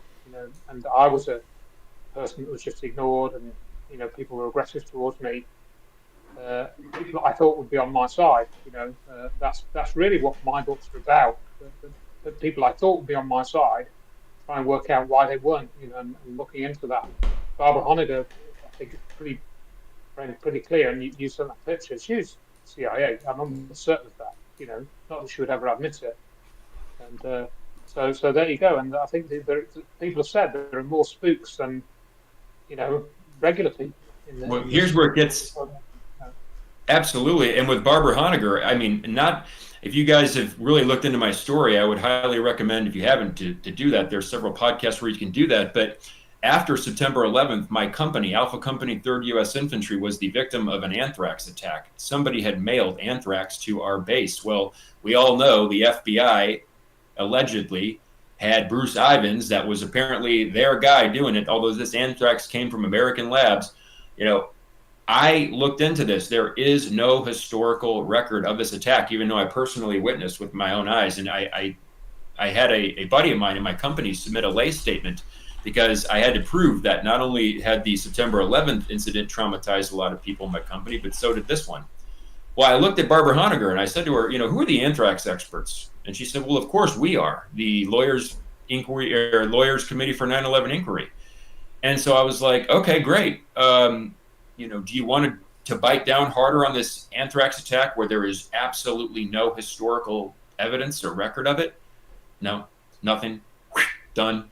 That reminds me quite a lot of the stories that the firemen start to speak out, firefighters start to speak out in the sort of few weeks following 9/11, cleanup and retrieval operations were still going on, and some of them were really obviously seeing that this wasn't right, that something very weird had happened, and they were starting to sort of say this publicly, and that's when they started circulating in the press stories of firefighters looting, and taking things off dead bodies or taking things out of the wreckage and selling them, or getting money off them. And there was no instances of that. So they just put out whatever story in the press, and most people just believe it's true. Yeah, I'm telling you, it is wild right now what we are up against, and I know a lot of you guys have been at this for a long time. It can be disheartening. It can be crazy. You get exhausted with it. You have to take breaks with it. The only thing I can say, you guys, I turned to the truth movement, and I was ready to be like, let me do the heavy lifting. I was there, so I can literally show people documents and be like, let me come on and talk. I was there. I was a witness. So Norman has been wonderful in this regard. I'm happy to say Norman has been the most helpful person I have met in the 9/11 truth movement outside of my team so far, with just getting me in front of people. So thank you, Norman. I appreciate that. But you guys, anybody that will have me, I will, if you know people that will have me, I will come and I can give a 3-hour-long presentation where I drop shit tons of evidence. Norman, talk about the time where you and I had just a one-on-one conversation that morning where I showed you. It was close to 5 hours. Oh, my bad. 5 hours. My bad. You guys, I can talk about this stuff for a while. Bad because it's rock solid evidence. Nobody can deny that you weren't there. Nobody can deny what you've uncovered, because you saw people there. You were part and parcel of everything. You worked in a huge company that were storing airplane parts, so you know what you didn't see. Well, and here's what I'm doing is basically gathering all the evidence, and here's a tiny little snippet. I can just talk about the things really quickly. This comes from an Arlington County Library oral history project from Charles A. Gibbs. He was a firefighter for 29 and a half years. He was a captain, and he was in charge of the training unit. So, on page 18 of this interview, I've printed it out. He says, just a few side notes that just enlightened to me and Chief Gray, particularly because we were at the heliport. A lady that works for the Pentagon works in the explosives area, and how explosives affect human behavior and things that happened, explained how the deaths occurred in the Pentagon. Because fire people reported they found people sitting at a table like this, just sitting there like they did not know. And she explained that the impact of the plane sent such a concussion inward that it sucks the air out of your system 100% immediately. She said that explains how they found people with no signs. That's what happens. She said it's instant just by force because they found probably a lot of people just like they were sleeping. And that's exactly what I saw. People that looked like they were sleeping. That was interesting to find out the reasons. She said that was a very common thing of how that happens. And so that's just one example, you guys. And I've been digging through every possible source. I even had to get all to the bottom of like how my unit, the Old Guard, came on site, because in the 9/11 Commission report and in Arlington County's after action review, you can't find that. So I'm also engaged in a research project now, which shows the Swiss cheese and all the documents. So that being said, I will go and talk to anybody, anytime, anywhere about this. You line them up. You tell me you've got somebody. I will be there anytime. And I mean, whether, like Norman said, I can provide a 5-hour evidence discussion, or I can do 30 minutes to an hour. It doesn't matter. But this process has been extensive, and it's all going into a book, and I'm working very hard on it. So, but Adam, also this is where Mark Conlon can come in and also talk to you about what he believes happened there as well, because I think there was also, even whilst you were there, you were also swindled a little bit with regards to them saying high heat, because if you look at the pictures and everything that was in 9/11 Alchemy Facing Reality, and what Chris Hampton and Marcus uncovered. Mark, can you maybe interject with regards to the pictures of the people, and all the weird effects that rings through all three sites? Yeah. Thanks for bringing me in. What I come across was, when we was doing the Alchemy film, I was looking at a lot of evidence. There was official evidence as well that was put out. Photos of bodies that were fully clothed, yet their bodies underneath were completely looked like they've been burned really bad. Yet the clothes were intact, which shouldn't be the case. If you've had a high heat, your clothes wouldn't be intact the way there was in them pictures. There's other things there to do with the fire truck. It was completely wilted. You had people's watches stopping. You had clocks stopping. Something was affecting the batteries and things like that. You've obviously know about the guardrails around where the official flight path was, and the unofficial flight path. They had elements of transmutation. They were rusting up. The guardrails was, if you look at them in certain places, and yeah, it was just really strange elements to do with that building. That if you look at some of the photographs, there's like pockets of areas that have been destroyed, which you can't really account if it was a plane or possibly a missile. Not ruling out a missile or delivery system of this illusion technology they've got, but it just did not look conventional. And that's a lot of the things we picked up at that we put in the film. Plus, they put the water features in, which I think is a significant area to do something with this quenching of this energy that they've used. And the other thing was, which we found, I found, was the seismic readings for the alleged plane crash was non-existent, but the seismologists put it down to an electrical disturbance, which is what we had at Shanksville and what we have at the Twin Towers, which we had them type of disturbances happening. So a lot of what we're looking at with the damage for me looked like, you know, several areas had been hit with a directed energy, and it wasn't just one area.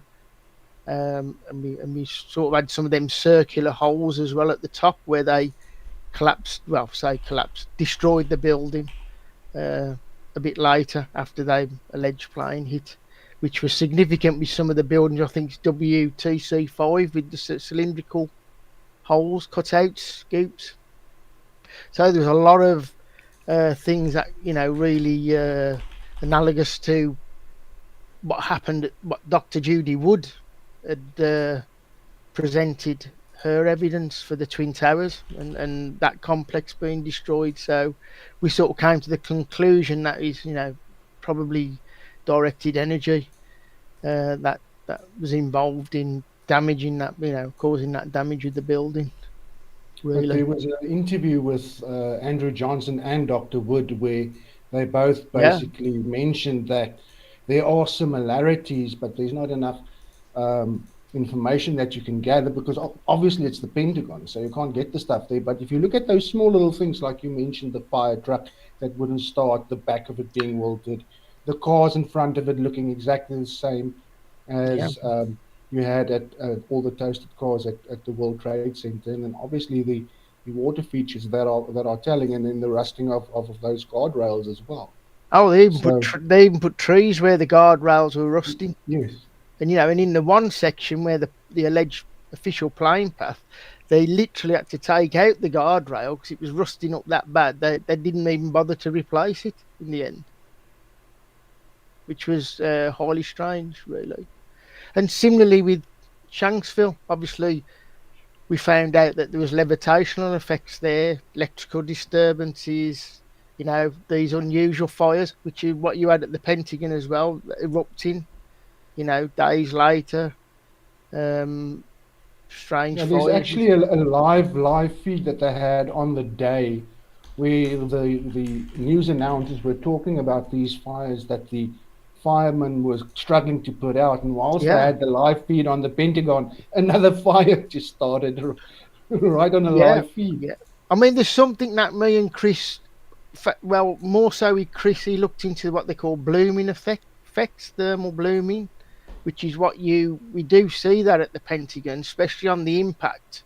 You'll see a complete a burst of sort of strange fire up you know, towards the camera along that building. Yet that's never really discussed up there about that. And plus we got the Earth's magnetic fluctuation at exactly you know, 9:37:38. So the metals rusting effect. So how do you guys explain that? Is that because the alloy ingredients taken out? Can you explain that elaborately, because that's pretty important? Yeah, it's galvanized steel. Them guardrails they use in guardrails. Now that's got the element of zinc, which stops the rusting. Now, if you read Where Did the Towers Go, Dr. Wood discusses about a lot of those elements, what were affected, or how they were, call it, performing when that environment was happening with the directed energy at the towers. If you translate that over to the Pentagon with the guardrails, now, to me, I'll say what I believe caused the rusting was the zinc was affected, because it's the zinc that merger what stops the rusting. Yeah, so I'm quite familiar with the galvanizing steel process. So what they do is they'll take just regular steel and they'll dip it in a galvanizing bath, and put a coat of zinc over the steel. But I remember at the trade centers, the firemen Scott packs were going off, which means directed energy weapon had a residual effect of making the steel weak, so it didn't have its bonding strength. But I'm just wondering. I'm thinking that, you know, transmutation to the alloy ingredients of the metal allows it to rust. But I wonder if you guys could maybe expand on that. Well, it wasn't just the. You see, you've got the zinc with the batteries, you see, and a lot of people's watches were affected. Yeah. You've got clocks stopping, battery operated clocks, which could have been from. To know what happened, I mean, on your point, Chris, nuclear changes were probably happening. I mean, right. One of the things that, if you've listened to Bob Bergier on the Martin Fleischmann Memorial Project, I think he's one or two insights into this, quite a few probably actually. And one of them, I think, that when he and I had conversations was, Jones used to go on about sulfidation of the steel. He said that there was sulfur in it, and therefore that was proof of thermate, which is the thermite with sulfur added. And what Bob Bergier noted was, and I may have got this slightly wrong, so I didn't check the periodic table, but this was I think if you increase the atomic number of oxygen, it becomes sulfur, or the other way around. So there's a relationship between the atomic number of sulfur and oxygen. So, sorry? 216s. That's right. If you put two oxygens and you merge them together, you get sulfur, something like that, two oxygen nuclei. Yeah.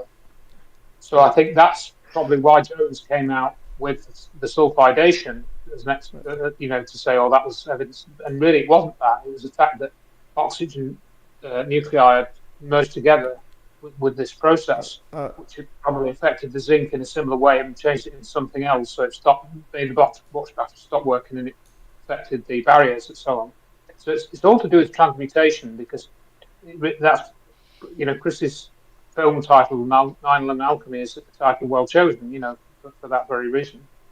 Right, and just to chime in, guys. I just wanted to chime in. Adam is leaving. Yes. Sorry, Chris. Well, I mean, the cars at the WTC Trade Center, they, just the next day they were really going into a rusting phase.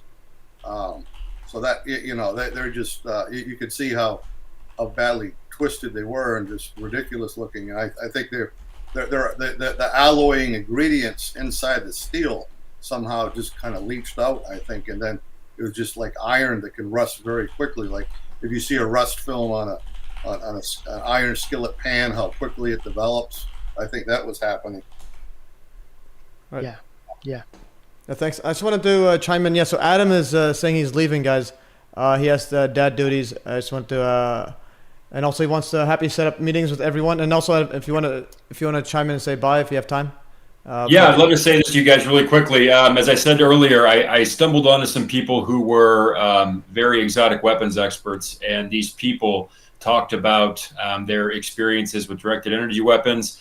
And furthermore, I've got these people up in the towers doing studies after the 93 incident. Saying a lot of crazy things. So, gentlemen, if you are a believer that energy weapons is the best route to explain what happened in 9/11, and I believe you are, I would love to set up more talks with you. And Matthew, I would absolutely love to show you these documents. You can review them, pass them out. And, for those of you that have gotten those documents from the emails recently, where I shared with you some of my atomics, so to speak, on some of these truthers, send them to them. Use those however you want to use those. You have my permission. Ask them questions. Why would you do this to this person who proved that they were there?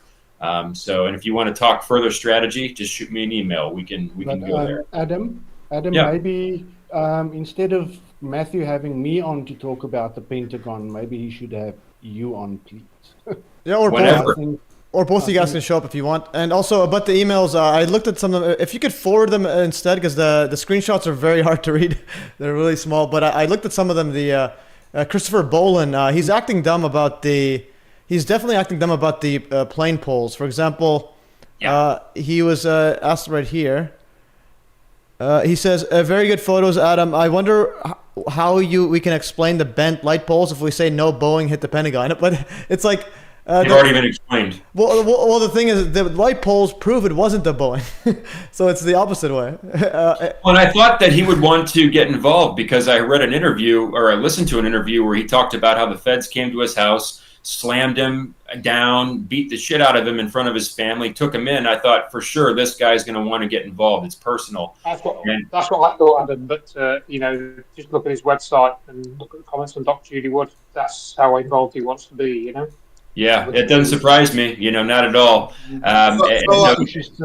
So Christopher Bolin actually came to Boston 9/11 Truth and gave a big presentation to everybody, and we went out to dinner with him. And my opinion is that he really steers the whole truth movement into the direction that Israel did it, and the Israel acted alone. And there are even some members in a group that didn't want to come because of that approach. Sure. So I think that's his narrative that Israel did alone, and it makes it kind of look like 9/11 truthers are anti-Semitic. So that I think that's what he's really doing. In his presentation, he actually pointed to Dick Cheney and said, "This nice-looking guy." So he was like talking favorable about and he never. I think that was only one time in his presentation that he maybe said something about Cheney and Bush, and when he said it, he said it was very positive. But well, in fairness to him, he might have thought that I was Jewish. My last name is Eisenberg. I'm not Jewish. My dad was never Jewish. My grandfather was Jewish until he was not given a bar mitzvah as a kid, and that was like he was done with Judaism then. So that was ages ago. I'm not religious. I am not religiously motivated, but I could see why he would be like, well, I've got a problem. Israel did all this. This guy's got a Jewish sounding last name. So I don't know, but you guys saw those emails, and you're more than welcome to release those after that. It was Richard Gage that invited him to come over and speak with us. So that's a lot, right? Don't even get me started on Richard Gage. I call him, Limelight Dick. But And also, but Richard Gage, if you notice his email, this was pointed out by Norman. His Richard Gage is R Gage 33, so it's a Freemason 33-degree Mason number. And also, if you see his during the last Zoom call, he was doing the Freemason. Pretty much, it's like a Freemason hand gesture the entire time. I have some screenshots. Yeah, but also the thing with Boylan, also the main thing with the whole truther movement, and then especially Boylan with his whole little. It was Israel bullshit, is to get people riled up with regards to that, and not to talk about ARA or SIAC, the US military involvement, Boeing, all those guys. And that's the main thing. We've got to talk about everything else, but we are never going to point the fingers to the 23 NIST subcontractors who were in charge of cleanup, security, writing faulty NIST reports, and covering up the cover-up of the cover-up. That's the main thing. SEIC are one of the key elements. I mean, you've seen that video where it says SEIC with the heart of 9/11, and that's one of their promo videos. Yeah, and also they run psychological operations in Iraq, and they do research into directed energy weapons. So their role, to me, is central. Nobody really knows, why that company gets so much money, because it goes into black budget programs. I mean, I knew them 20 years ago, when I was looking at all the UFO stuff, which is how I got into all of this, and that was thanks to Stephen Greer, who's also a little off. But there you go. Anyway, that's all in my book. You guys, it's been a pleasure. Thank you. Yep. Thanks, Adam. Have a good one, Adam. Nice to meet you. Individually, I'll be in touch. Yeah, for sure. Yeah, and brilliant, you can join the stream on the 14th with Norman if you want. No, he's got to. Yeah, I'll ask the boss if I got anything going on that day, and if I don't, we're on. Sounds good. See you guys. Take care. See you, Adam. So is everyone familiar with Pascal Buzelli that surfed down 22 stairs? 9/11 surfer from the 22nd floor. Yes. So you guys are putting together supplementary evidence after the fact to Dr. Judy Wood's work. I think that's important. Are we all making an effort to do that? No, I've got various videos on this. Do you want to comment on that, Andrew? Sorry? Yeah, please comment on that, because I mean there's still supplementary work that we can be doing, like the actual locations of the directed energy weapons, and then maybe would be nice to that. I know that other people have come up with things. I mean, to give you an example, somebody sent me very interesting video analysis of flashes that were recorded during the destruction of the tower or while it was happening and stuff. And that I posted that on my website. I don't know, 3 or 4 months back now, I think it was. And that was, I think, was sent to me anonymously, or I posted it anonymously. And I didn't really study it that much. But then somebody else picked it up and they kind of did a re-edit or something. But essentially, the way I looked at it, for me personally, is that the case is already proven. So, and people have asked us, Doctor, we're going to do a second book, and I think at one time she did have some intentions of doing that. But she just said, well, if I did, it'd just be more of the same, and I think the deliberate decision with me is to put everything in the first book so that it was all there, and that was basically case closed, so it's great that other people are still looking and, and saying, oh, look at this, Andrew, this also supports what you're saying. And I go, yeah, that's great. Yeah, it does, doesn't it? Because it's true, and that's kind of my reaction of gratitude. But I don't really know what else to do because we've already got that massive volume. And I realize you have the bulk of the evidence, but it's still just a very interesting topic to solve this puzzle, because it's very it's a very important puzzle to solve. Are you familiar with the wave, the smoke wave penetrating? A line of smoke is penetrating the building wall captured by a Brazilian newscast even before the towers fell. And this smoke wave comes out of the side of the building, in a wave pattern, and it could be very very easily to figure out that the wave pattern is correlated with the placement of the DEWs inside the building. It's more research. I'd like to get into it if I had the time, but possibly, yeah. People. It's true what he's saying, and that people do want to know whose weapon it was, where it was placed, how it worked. But I think maybe people will be able to deduce that from things such as you've mentioned. Yeah. But, I think that's where Matthew can do there. Yeah. I was going to chime in actually. So the mystery flashes, Andrew. I got it from yours, and I'm the one who made the video, the compilation. I'm the one who just took it to another level. Oh, okay. Yeah, so I'm the one. I sent it to you.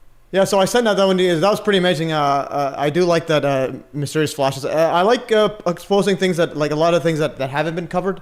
And another one, I don't know if you've seen it, but Chris Bergier actually sent me it. It was the one about that mysterious object flying to the east of the second quote plane.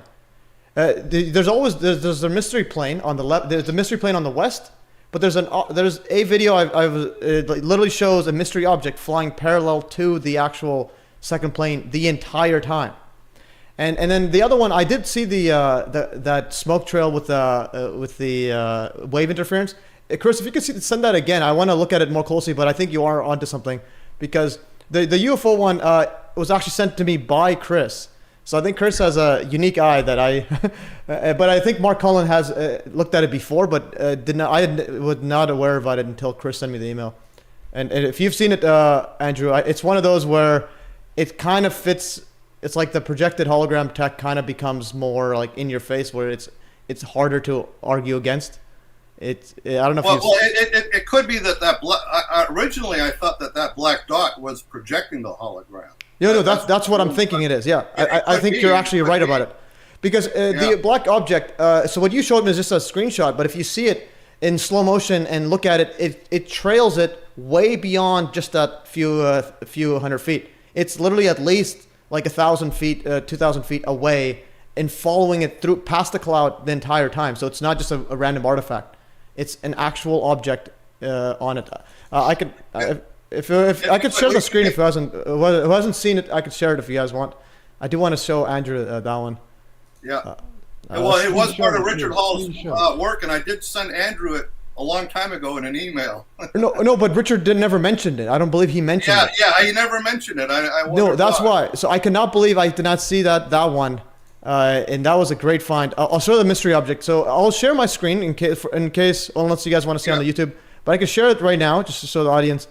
I'm gonna share this for Andrew Johnson just because you are right. You've done a lot of stuff, and in a way, I just want to show it to you because just you've been at this for a while. Just show you that there is new info, and some of them, some of them are more excited to show. Like for example, me, I do like going on this, and I'll be doing this forever, so do not worry about me. So I'm showing my screen right now. This right here is this is the Roberto Cervantes Liberty State, New Jersey City video. So this is a rare second angle of the quote second plane gliding into the South Tower, and only footage that I've seen. Mark Cullen mentioned there was another one, but I could not verify it. It was hard to see. That I've seen in which a mystery object can be seen flying parallel to it from the east side. Compare this with Evan Fairbank's footage, which shows a mystery plane, and then I think this is the first one I've seen. It was showing it before the impact, and the mystery plane resembles, but is not the Delta Airlines. After talking to Mark Cullen, so flying parallel to the west. So on the left of this screenshot, there's on the left there's a mystery plane, but it's a bit further out. And then on the east, the footage actually shows one. And I said, could this be a mystery object? Could this mystery object be the one projecting the second plane? And I think this is as close to irrefutable, in my humble opinion, as it gets. And this is, again, thanks to Chris Bergier. So here's a screen. I don't know if you get... There's audio in the beginning, and I do slow motion.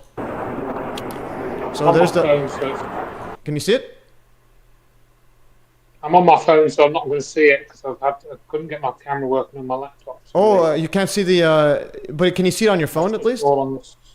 It's going to be too small to see the dot or whatever. Well, I'm gonna zoom in a bunch. So if you're making your phone sideways, I'm gonna zoom in. So, so I don't know if you've seen, but I will make this bigger.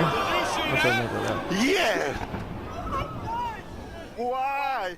Okay. He did that? So if you, so let me know if Andrew, can you see anything close to here? So, I'm zooming in a lot. I have a pointer right there. There's a mystery object right here. There's a quote plane. I know where to look for it. I'll have to look at this footage. I don't recall seeing this footage. So no, I know, but can you see the? Can you see it on your phone right now, or no? I'll send you the link anyways. No, it's too small. Yeah. Okay. Yeah. I can send you my poster. I took some screenshots of it, Andrew. I'll email it to you again, but it's right there. Yeah. No. What I mean is, the footage I sent. I don't know if I sent it to you an email as well, Chris. It shows up before just that screenshot, way before. So here's the screenshot. Okay. So look how far away it is. So there's the quote plane. Yep. And then you're going to see the object right there's the object right there. And it follows. So it's not just right at the building. So you can't just say it's an artifact. So it's there. There's a mystery object. It's moving to it, and it has a similar dark, blurry, like light effects as the other plane. And there it's still there. It's still flying past past the cloud. It's still there, and it's going roughly 500 plus miles an hour. It's still, right. It's not just perspective. It's still going that like roughly that fast. Okay, so there is that mystery object. It's the first one I've seen that's on the east. And I will send a link to this. So I'll send you the link and also put it in the chat. And you also have that eyewitness video, which was the first time I saw that. That was great. So we have an eyewitness saying, and we have the object. What was Yep. What was the eyewitness one? What did he say? He was the UFO guy. The UFO. Okay, I sent you. Yeah, so that's another one. I don't know if Andrew, if you've seen it. There's a person saying that he saw a UFO at 9/11, and there's another one. There's another one that I posted. I got it from at the Pentagon. Someone said that the object appeared to be invisible. So this is from a Pentagon witness. That's off the WTC7 research database. That's something I was going to put in my book. That one. Oh, I thought it was it Pentagon or no? This was the Pentagon one. Pentagon, that is, yeah. Yeah. So the Pentagon. This person was astonished, saying buildings don't eat planes, etc. And then it says, I want to make it make sense. I want to know why there's this gap in my memory. This gap that makes it seem as though the plane simply became invisible and banked up at the very last minute. And also it was astonished that the buildings. It's saying buildings don't eat planes. It vanished and so on. Airplanes didn't crash. That's what the witness is saying. And yeah. So again, that object is flying to the west. I mean to the east. Can I just mention as well? You've got one directly above the plane. You've got about three. Well, you got that particular object you're showing there. There's one more or less directly above the plane as well. Oh, is there? If you could send. I don't know if you can. Can you share screens? Can you? You want to share your screen? I've got a picture on here. Yeah, you Or I can either can share send it it to you. or send me on Facebook, or I'll show it. But I could, you could present up to I'll you, or copy the image and yeah, or you could send it to me on Telegram. I'll send it to you on. Yeah, Telegram or Yeah. Facebook and whatnot. Yeah, so with me, I avoided a lot of the plane stuff for just because, again, like Andrew Johnson was saying, the dustification is very obvious. It's very in your face. And the plane one, even if you say, okay, it wasn't a real Boeing, then you got to be like, well, what happened to passengers? What was it then? Then you'd be like, then you're entering different realms of, well, is it CGI, blah, blah, blah. But hologram, and this is before the knowledge of hologram tech was actually being pushed. And then until I came across the 9/11 alchemy, then I'm like, all right, this is pretty good. And then once I got Mark Conlon on the live stream, and then I'm starting to piece a lot of the pieces together. Because, for example, the rubble or the debris, the plane debris, that still needed to be explained. I didn't know how to explain it. I doubt it was like planted per se, but I think it was planted before the explosion. That's my current take, which I think is very. See, what you got to remember, them floors have been had work being done on them. You had the Pentagon having work done in them particular areas. Yeah. So Okay. it would be quite easy to plant particular items of planes. Oh, okay. Some of them in the building. Yeah, that's what I think. But another thing was, it was interesting how they could sync the explosion at the impact of the plane within a hundredth of a second. That seemed that's pretty good. And then I also want to make another point too, Matt, that you should do a study on the wind direction at the Twin Towers on 9/11 throughout the day, because if they didn't have the wind at the right direction and the right velocity, they wouldn't be able to remove all that dust off the building effectively. If the wind was going too slow, I mean, all of Manhattan would have filled up with dust, and nobody would have been able to see the plane hit the tower. And I really think that they used the hurricane to get the wind going at just the right direction and just the right velocity, so the dust cloud wouldn't obstruct the view of the plane coming into the tower. I don't know if you've done research on that, but that's a topic that you should do some research on, I think. Yeah, definitely. We'll look at it. And right now, I'm sharing Mark Conlon's photo right now. If you guys can see that. I just want to make a point right here. This mystery plane on top, that's further away. So that's smaller and further away. So this is on the east. So that's the second mystery plane on the east. It's not this one. This one. I don't think your screen is being shared unless it's just me. Can you guys see my screen? Yeah. Yeah. I can see that. Yeah, it shows that I'm sharing the screen. And so then someone in the chat, Paul, was thinking it's that mystery object could be a helicopter. That's one possibility, but I just have to double check. But it seems to be going a bit faster than I would think. Helicopters can go about 200 miles an hour. I don't think a chopper can fly at 500 miles an hour. I think it's going faster than that. It's Airwolf from the 1980s sitcom series. Well, yeah. Well, there's this photo right here shows what appears to be two helicopters. One of them is lower altitude. The other one is a higher one. If it was, it could be this one. But it seems to be going much faster. But again, you have to calculate a distance and so on. That's why I haven't rushed to full judgment, because I need to see multiple videos. And then this going back to the planted bits. Yeah. If you look at the Flight 93, some of the photos that I obtained from that cleanup, you can clearly see they've planted.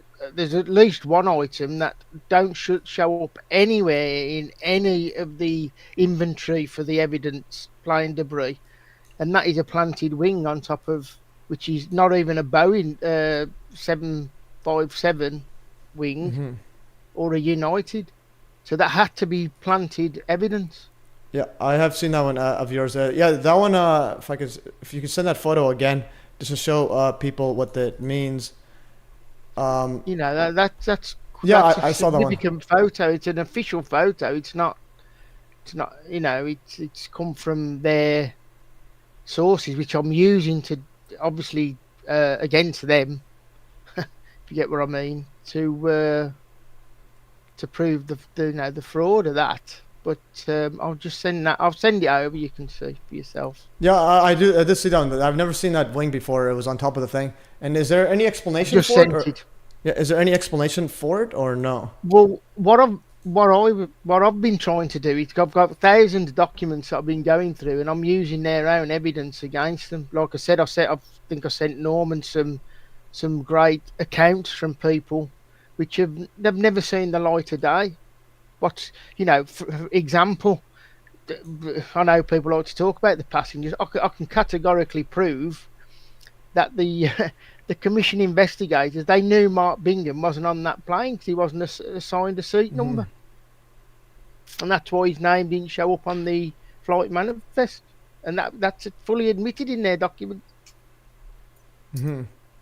Yeah, that is epic. The Mark Bingham, I read your Substack on that, and that I hope to dive into that on the 21st. And go on. That picture there is it's a wing, but that is not a wing from a United Airlines 757.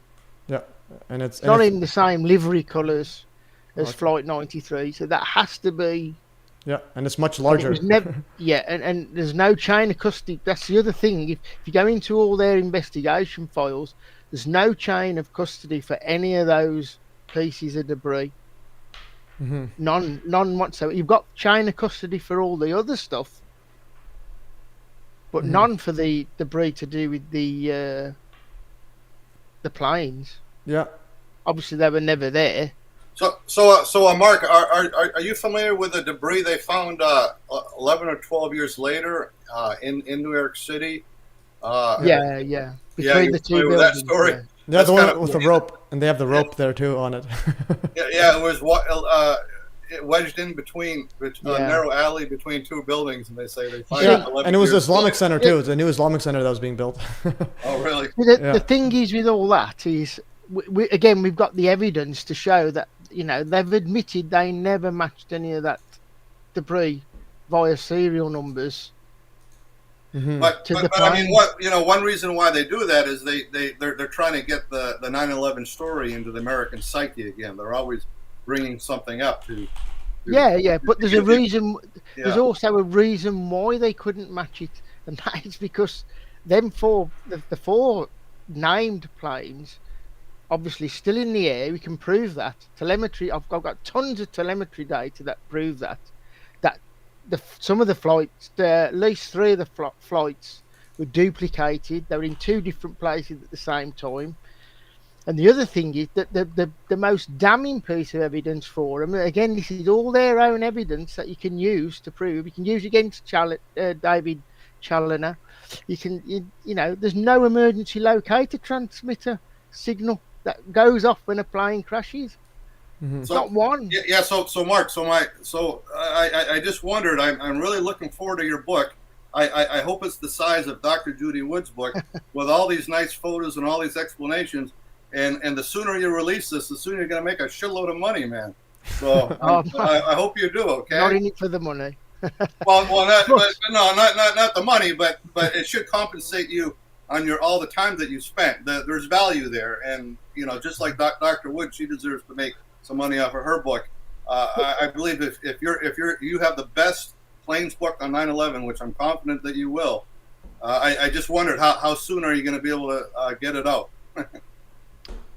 It's still ongoing. I can't even put a date on it because I find things. I've said to Matt, I've got over thousands of documents now, and I've archived them. I've made them available in a digital format. I've even created some into paper-based. So people can ever look through them. If ever I do presentations, they're all put into folders. And now this is their own evidence that you can use against them and quite easily prove that the 4 named planes never crashed at the 4 named targets. They were all still there. But are you also working at putting your best evidence into a really good presentation, like that's 2 hours long? Well, I managed to get it into an hour with that germ warfare. Yeah. Well, I just think that's necessary, and I hope you can do that. I hope, and maybe other people can help you do it too, but I think it's very important for the 9/11 Truth Movement that you get your best evidence into at least a 2-hour presentation. Well, a lot of Mark's, sorry to interject, but a lot of Mark's information is in the 9/11 Alchemy Facing Reality movie, around about an hour and a half of that.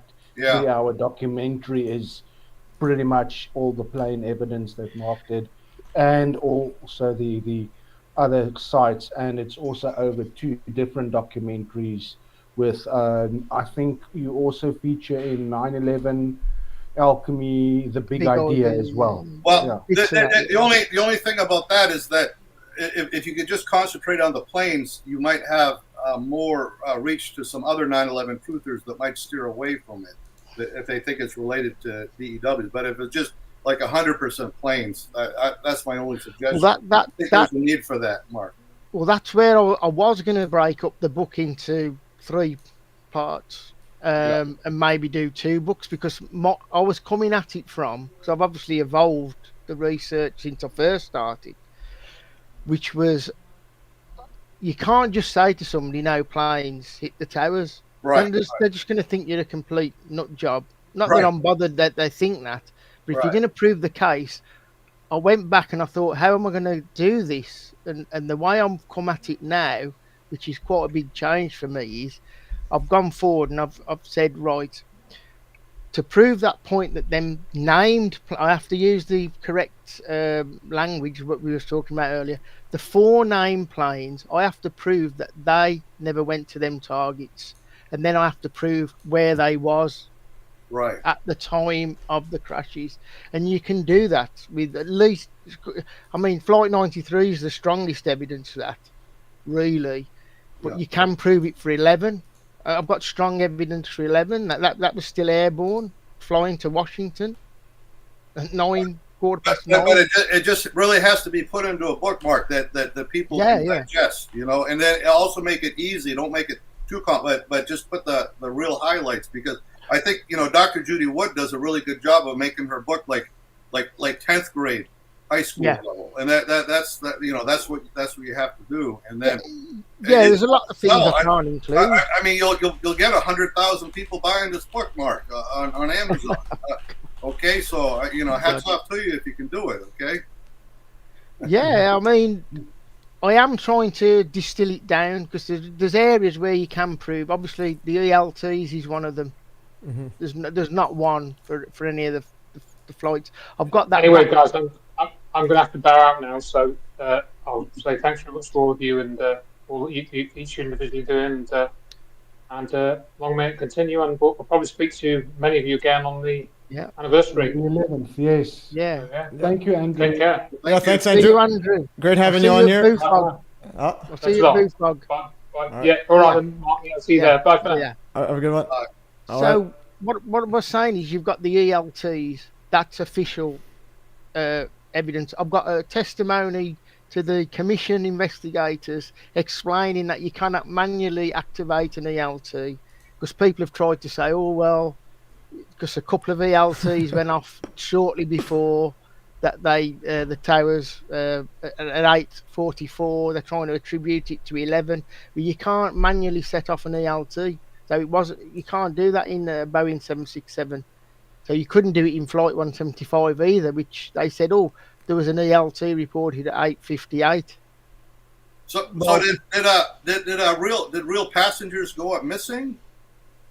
People that boarded the planes, are they no longer to be found, and did they really die? I think it's a mixture of both.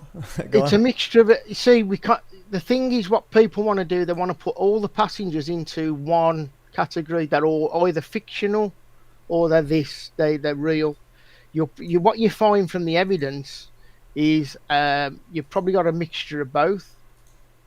So real passengers died, because passengers, yeah, from what I've looked into. But people always want to know. They said, okay, so if real passengers died, how did they die, and where did they go? I'll give you an example. And I'll try and use my best example, because I can use the examples with the other flights as well. So take Flight 77 at Dulles Airport. Okay, so we know from the positional data that when that plane was parked up, it was parked up on the opposite side of the concourse at Dulles. It was not at gate D26. But I've obtained photographs of passengers at Dulles Airport about to board at gate D26 a plane. So what plane were they boarding? Then we have the BTS data, Bureau of Transportation Statistics, and that tells us that Flight 11 the wheels off, never left the ground. So did they board a plane at gate D26 that never took off, and another plane took off from a gate on the opposite side of the concourse? Yeah, when I was just flying out of Boston Airport one time, I had a captain right next to me, and I just wanted to ask him what he thought about 9/11 being an inside job. He got very defensive, and he said, "Well, I know someone that died, in the plane. So there's people that know some people that died. So if they know somebody that died, that means a real person died." So, yeah, and this is how it would have worked. So if we go to United, so we got some evidence at Flight 77 of passengers at the gate, and it's at gate D26, which is the official gate, and we've got a picture of a plane at gate D26 as well, although I can't identify that plane as a tail number. But now with Flight 93, you've got a fueler named Anthony Mazza, who finished his fueling duties, went on board the plane to get the slip of paper and exchange. Now he encounters the deputy pilot. What's the name of them? Not the captain. Co-pilot. The one. Yeah, co-pilot. Pilot. Yeah. He encounters him, and it's not the co-pilot who's named as being the pilot for that plane. The co-pilot. So if you juxtapose that then, so we've got a testimony there, and that's in the 9/11 Commission investigation files. So he encounters a pilot that's not the pilot, co-pilot, which is Leroy Homer for a start. That guy was a black guy. Now this guy wasn't black, totally different, and he wasn't the captain either that he encountered. He's a different person, and he went to the FBI and told them this. It's in his testimony. Now, what you've got the problem with Flight 93 is you've got the Bureau of Transportation Statistics says that wheels off time for Flight 93 was at 8:28, not 8:41 or 8:42. It was at 8:28. So you've got a plane. Now, the wheels off time cannot be wrong because that's done automatically through sensors in the plane. That tells you when the wheels leave the ground, loses contact. That triggers the sensor, and it collects that information. And that information is also collected in the ACARS data, which is sent over through the ACARS, through the Bureau of Transportation Statistics. So there's no human error to do with the wheels off time. So you've got the plane taking off early. Now, when you look at further on into the data, you've got ACARS data showing Flight 93 over Champaign, Illinois, which is nowhere near Pittsburgh. And you've got Colonel Marr on record. He's saying he was told Flight 93 was circling over Chicago, which is near Champaign, Illinois. It's not too far away. So you've got one plane over there at 10:10 after the crash being reported and in contact with the ACARS ground stations in that vicinity. But you've also got air traffic control, who they say the last coordinates for Flight 93 actually places it 15 miles past the crash site. Well, do you believe that any of the passengers on the planes were they killed, or like the people in the Twin Towers? I mean, did you think they took a plane somewhere and just killed the passengers? Well, it looks that way. It looks the way of, if you take somebody like Nicole, what's her name, Nicole? Well, there's the other one I want to bring wrote up. about her. Yeah. Go on. She's a real death. Okay. She really died.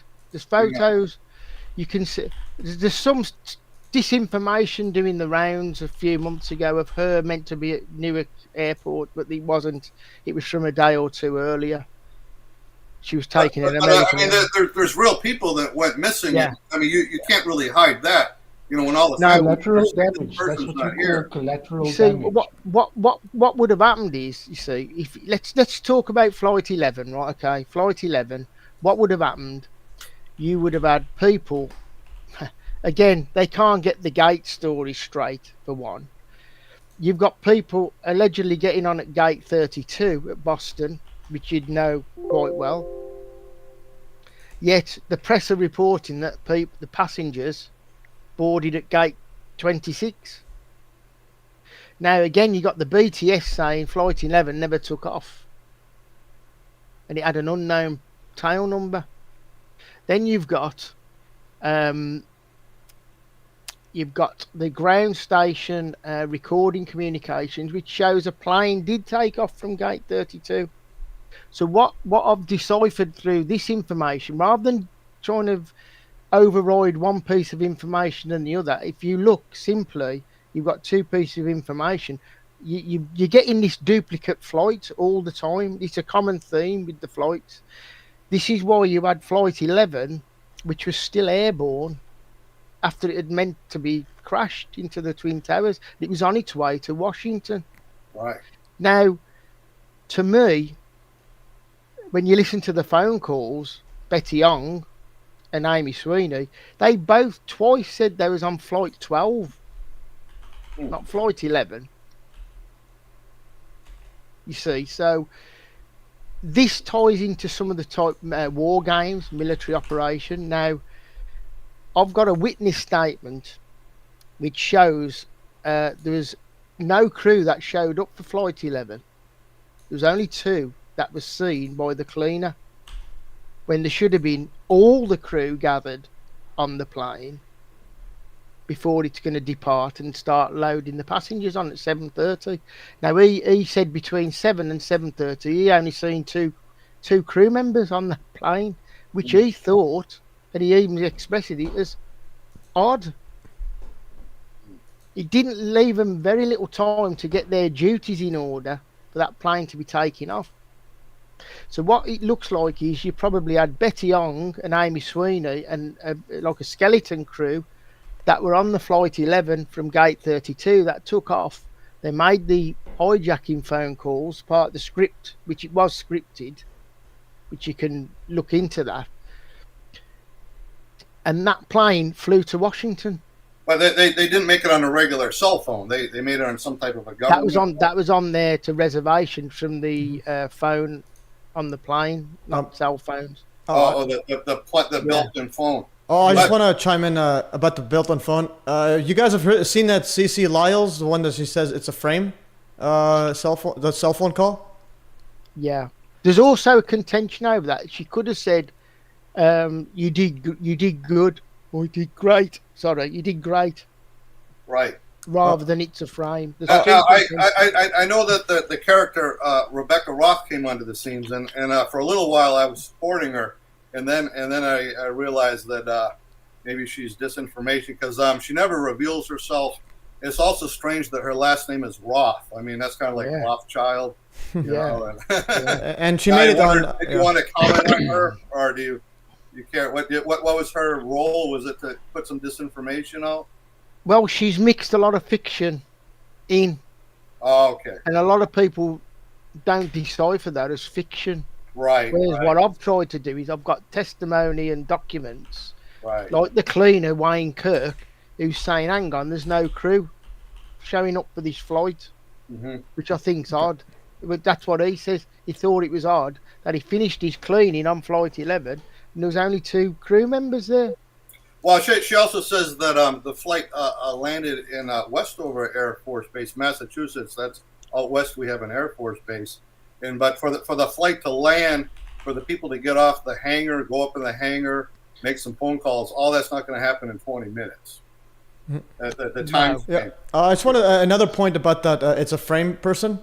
So it was the official story says that she called from an air phone from the actual. Yeah, but if you listen to her her husband says that the caller ID shows that it was a cell phone, and he could not believe that she can call from the cell phone. And if you look at it from it, there's also people whispering in the background, but nothing like an actual plane background noise. So, and that's the same for Dina Burnett as well. She had the ID on the phone from Tom. It was his cell phone. Yeah. But I'll just mention about Tom Burnett's cell phone call, because again, the cell tower that routed that call, by the way, which I'm not saying I believe the cell phones were made from the height we're being told, but that call was actually routed from Fort Wayne, which is over heading towards Chicago. Well, I'm wondering, I think that the perpetrators of 9/11 had a major command and control area, and they had a lot of contingency plans when they were doing it. So if one thing didn't work, they'd go to Plan B.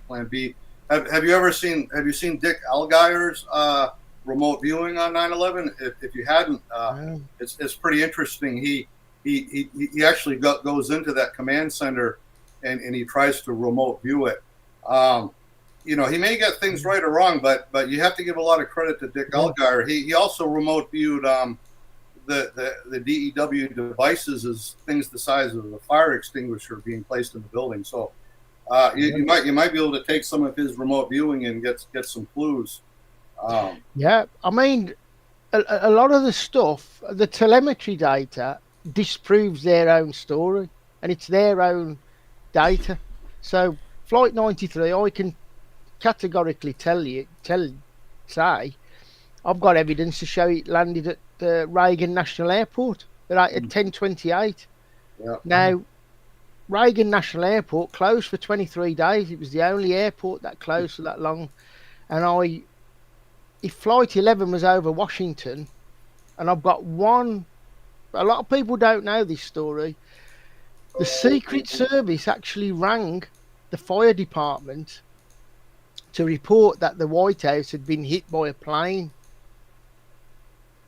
Mm-hmm. Now, when the fire department turned up, and they sent a structural team as well, support team, to the White House, they were like, oh.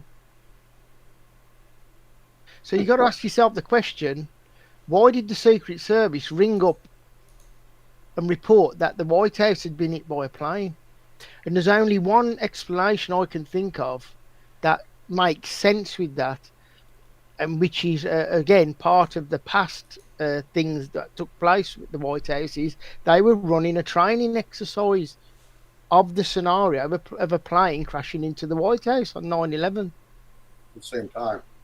Yep. Yeah, I saw one eyewitness, and it really made a big implant for me. But he said that when he saw the plane hit the Pentagon, is like the building sucked the plane in. Yeah. So, and have you heard it? Because if a witness is saying that I saw the building suck the plane in, I mean that's only going to happen with a hologram effect. It's not. Yeah. That's not a real class. So, would you care to expand on? There are other witnesses that said they saw the Pentagon suck the plane in. So yeah, there's a good few. I sent Matt a database or link to a database which I was using for my book. And the one lady, there's a couple actually. The one lady says she's seen the plane seem to sort of go invisible. Yeah, and, which sort of ties in what we see at the towers with the disappearing wings and things like that. And so there's a good possibility that the same technology they used on the Twin Towers, an hour later they used at the Pentagon. They flew it over the Pentagon. Definitely. Yeah. And at Shanksville. And Shanksville. Yeah. And Shanksville. Well, and then also I think that maybe the hologram effect going into the Pentagon seemed too cartoon physics looking. So that's why they never wanted to show it. I think they couldn't. I think they couldn't show it, and I'll give you the reason why. Now I'm sort of revealing this, so I've held this back because I've done a lot of thinking about this. If you've got the image projection, hologram, call it what you like, which is to me, which I agreed with Chris when we were going over this, is a form of directed energy anyway. When the hologram or the image projection would have seemingly hit those light poles, you wouldn't have the wings falling off. That's a hard illusion to pull off, to have the wings breaking off. Now, we know the wings break off because the FAA did their training test with the DC-7, showing you what happens to wings when they hit telegraph poles, never mind metal poles. Yeah, even a plane going 500 miles an hour would not be clearly identified at a close distance, like it was on the Twin Towers. Because on the Twin Towers, you know, you're looking up a quarter of a mile, you can see something go 500 miles an hour. But to have eyewitnesses say that they got a clear view of the plane and the plane's going 500 miles, you know, I mean, you can see one of these rocket sleds on the Utah salt grounds and just see how fast that thing is whipping through, and you can't you can't identify a nameplate on that rocket sled. You know, even if you're like you know, a few hundred feet away, that thing is really hauling. You see, guys, exactly. if I can interject quickly with regards to the Northwest Airlines crash from 1987, that's a plane that took off, that didn't have its flaps in the right position. It collided with a light pole, and the wing sliced off, and it crashed. So there's your real life example, and exactly the same with a plane flying too low, going over its speeds in November 12, 2001, a month after September 11th, proving no plane could fly that low. So you just 587. Yeah, 587, flight 587. And then, and then just to quickly circle back to the whole aspect of where the directed energy weapon could have been, that's just another way of muddling up a conversation with regards to actually what happened. Yes, it'll be interesting to know where it was, but what do we actually know? What's the facts? ARA, SIAC, they specialize in psychological operations, weather manipulation, and directed energy weapons, and they were in control of the site cleanup and security. So the first, don't even worry about where it was. We know what it did, and we know who could tell us, who's got the technology to do it, and that's who Dr. Wood and Morgan Reynolds sued in 2007. And these two cases nobody wants to talk about. Well, so I think it's important that we do have official debate on thermite versus directed energy weapon. I don't think there has been one in the whole truth movement with two people that are very knowledgeable. Well, they'll never do it because Richard Gage cannot afford to be exposed. Yeah. Well, that's why he'll never allow it. I don't know. I don't know. I still think there's a possibility that the only person Richard Gage will take on directed energy weapons is somebody that he knows that he would be able to demolish. And sorry, he won't take me on. He won't take Andrew Gage on. Andrew Johnson on. He won't take Matthew on. Tonda didn't want to take me on. I don't know, but he might. Banned everywhere. So sorry, if you've got even Jeremy Rice, the alien scientist, as soon as he saw that I'm kicking his ass, and the people basically in his own live chat said, "Why the hell are you muting him?" Right. All these guys, even Stephen Greer, the huge UFO guy, when he was asked about it, and you've got the video clip is available. When he was asked about directed energy weapons, he scurried around the whole aspect. Well, but you do have to acknowledge one thing on that point right there. Some of these people have to sign non-disclosure agreements. Like I'm sure Dr. Stephen Greer, he's talking. No. You don't think they have to sign non-disclosure agreements? I really think so. If he's talking with controlled. He's controlled. Well, hold on. Let me finish here. But if he's talking to people that are in these secret UFO programs and they're giving him permission to come out with disclosure, they may say, okay, there's certain subjects that we don't want you to talk about. Please sign a non-disclosure agreement. So that's just something. What's your theory on that, Mark? Did you think people? I've got a major issue with that. I don't care. Then you're not a truther. You are Wow. a muddler upper. Yeah. You're a muddler upper. Half Can I- truth Well, doesn't let make me you hear a Mark's truth. opinion on. Can I just say one thing though? Yeah. You see, the directed energy has sort of come into the white world as Right. technology. You know, a lot of people know about that. Right. But the thing that hasn't come into the white world is the extent of the technology they use for those planes, and that is a dangerous something they desperately do not want to be coming out. Right. The capabilities of that technology. Well, so you might get a phone call, Mark. That you might get a phone call from upper military echelon say, look, Mark, we appreciate all your work, but you're getting a little too close. Just don't talk about that. Well, would you sign a non-disclosure agreement? I mean, you might have to. I'm just putting that out there that we are dealing. We're muddling. We're poking these guys in the eye, trying to reveal the truth when they're trying to cover it up. That's what I'm trying to say. There is that, but I don't think, for me, how can I put this? Personal experience, and it's only what my experience is, leading up to disclosing about them patents, or the patent that I found, which they tried to play down afterwards. 14 hours before, after arranging to talk about that for the film, is when I was struck down with that heart attack, and that was discussed about shall we put this in the film because it was dangerous. Yeah. And we know, if you look at Sergei Monast, he died of a heart attack, Project Blue Beam. His researcher friend, fellow journalist, died of a heart attack. Let me interject this. Hold on. How about the guys that knocked down the Georgia Guidestones? If you guys believe, and also the obelisk at the Vatican, the Georgia Guidestones and the obelisk at the Vatican were both hit on the same day, and I believe that's the good guys that did it. Yeah. Okay? Yeah. And you might want to do a show on this, Matt. But I believe it's it's the good guys tearing down the New World Order. You guys, some of you can disagree with me. No, I know, but no. What I mean is, I'm not just against it. I think it's one of the biggest jokes of all time. Well, it's important that the Georgia Guidestones were taken down. It's irrelevant. It's another part of their own side.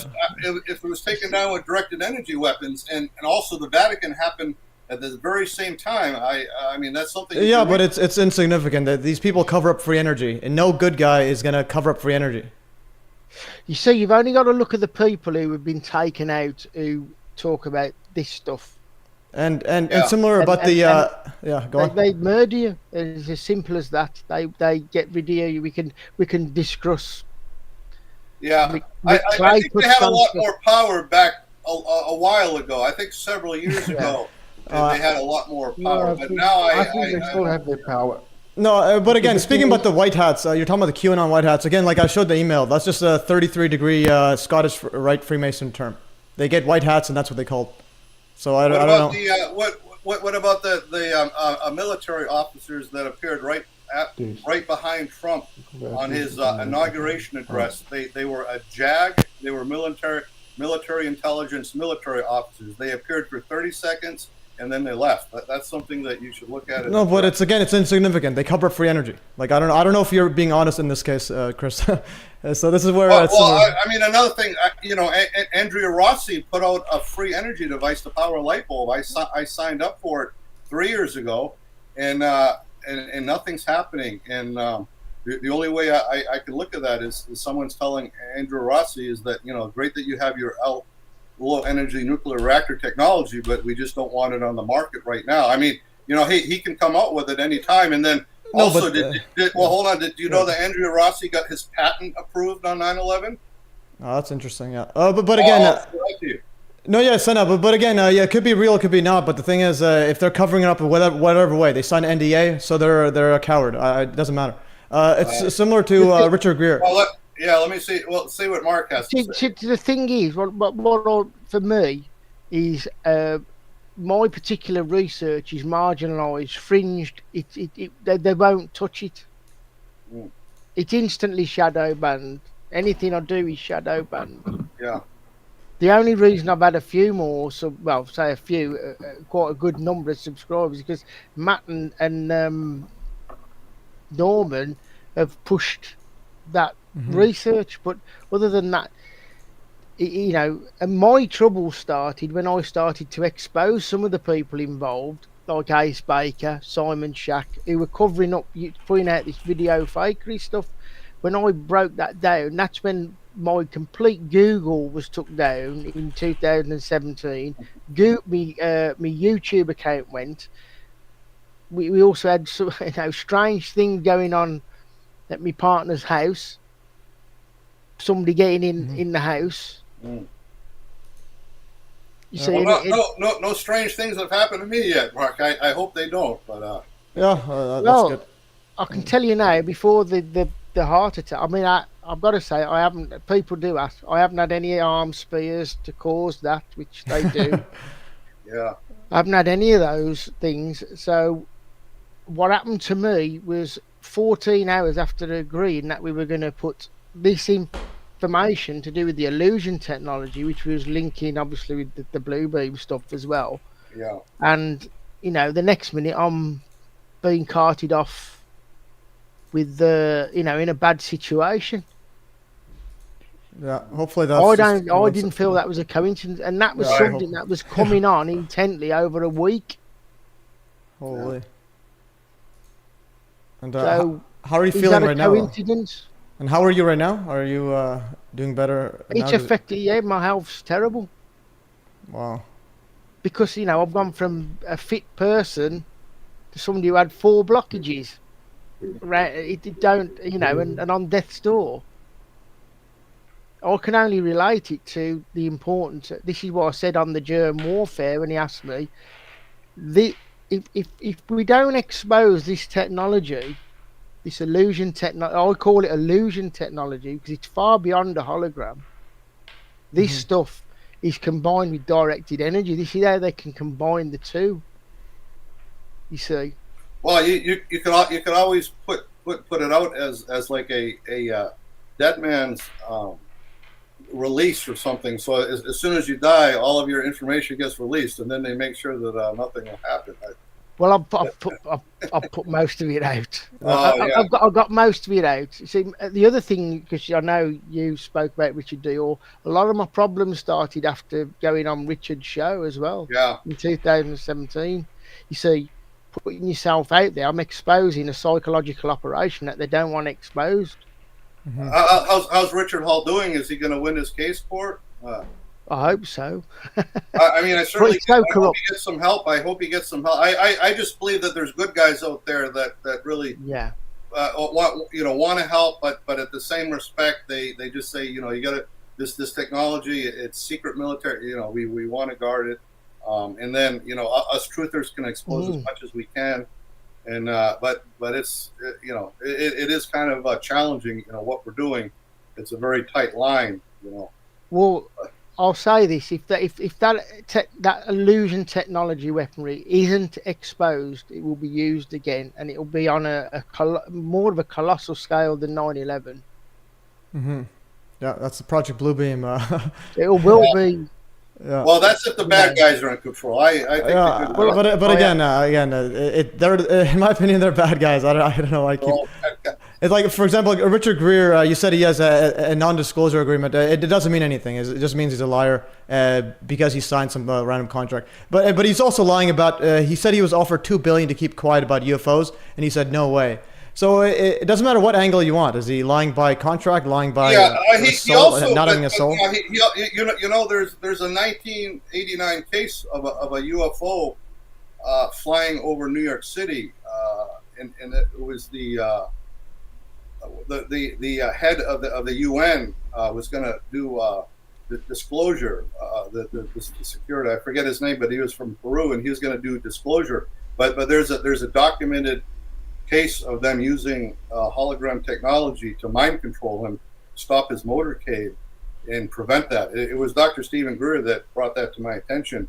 And then there's a lot of other evidence supporting that I could send you there, Matt. But that would be an interesting topic to do. Are you familiar with that one, Mark? I have heard that. Yeah, that's Yeah. that's similar to what some Norio Hayakawa. Yeah. He talks about how there was a lot of the UFO sightings are actually some of these illusion technologies. Oh well, to be that they use to mind project control. Yeah, UFOs, to you know. psyop people. Yeah, When they see yeah, this UFO, they go, "Oh my gosh, what do I do?" And then whatever the agendas they have are changed because they see the sighting. You know? Well, that Pentagon footage that they kept regurgitating, that looks very familiar to the patent that I used in the follow-up Chris Hampton film, Alchemy, 9/11 Alchemy, The Big Idea. Now, they talk about in that they can project, multiple images into thin air or into a space, not space up above, into thin air. And they can do that just using plasma.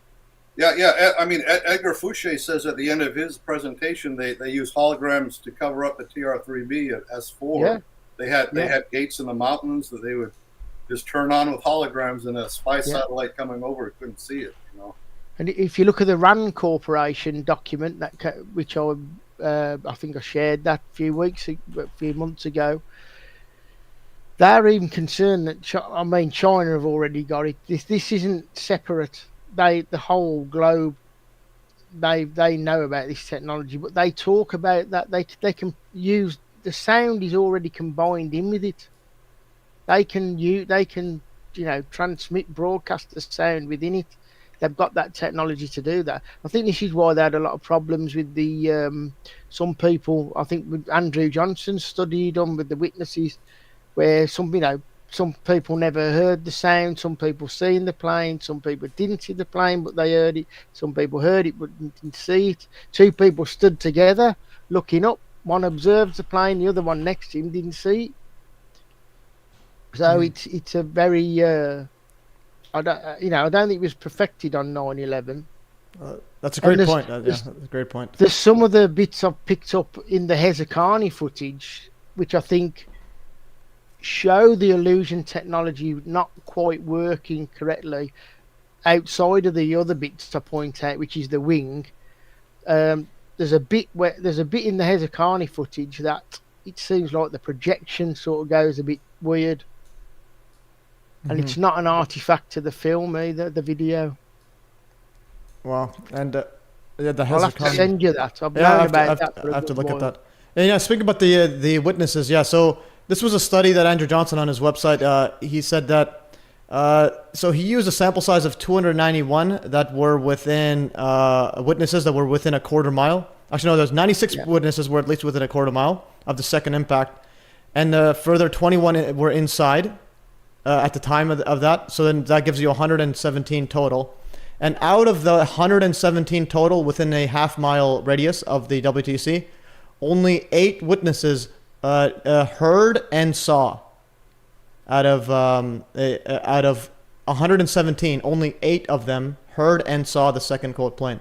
So that's remarkable. Like, imagine we're pretty much half a mile away and a giant plane hits a building. I bet you more than 8% would have heard and saw. And then out of the ones that heard, 20%, only 19 people out of 119 saw. So that's, out of 117 saw. So that's pretty wild. Now think about the people on the early reports who were saying, oh, it was a small plane, it was a large plane. That chap who I put on the YouTube, oh, it was a rocket. Yeah. People are calling now, they're shills, everything.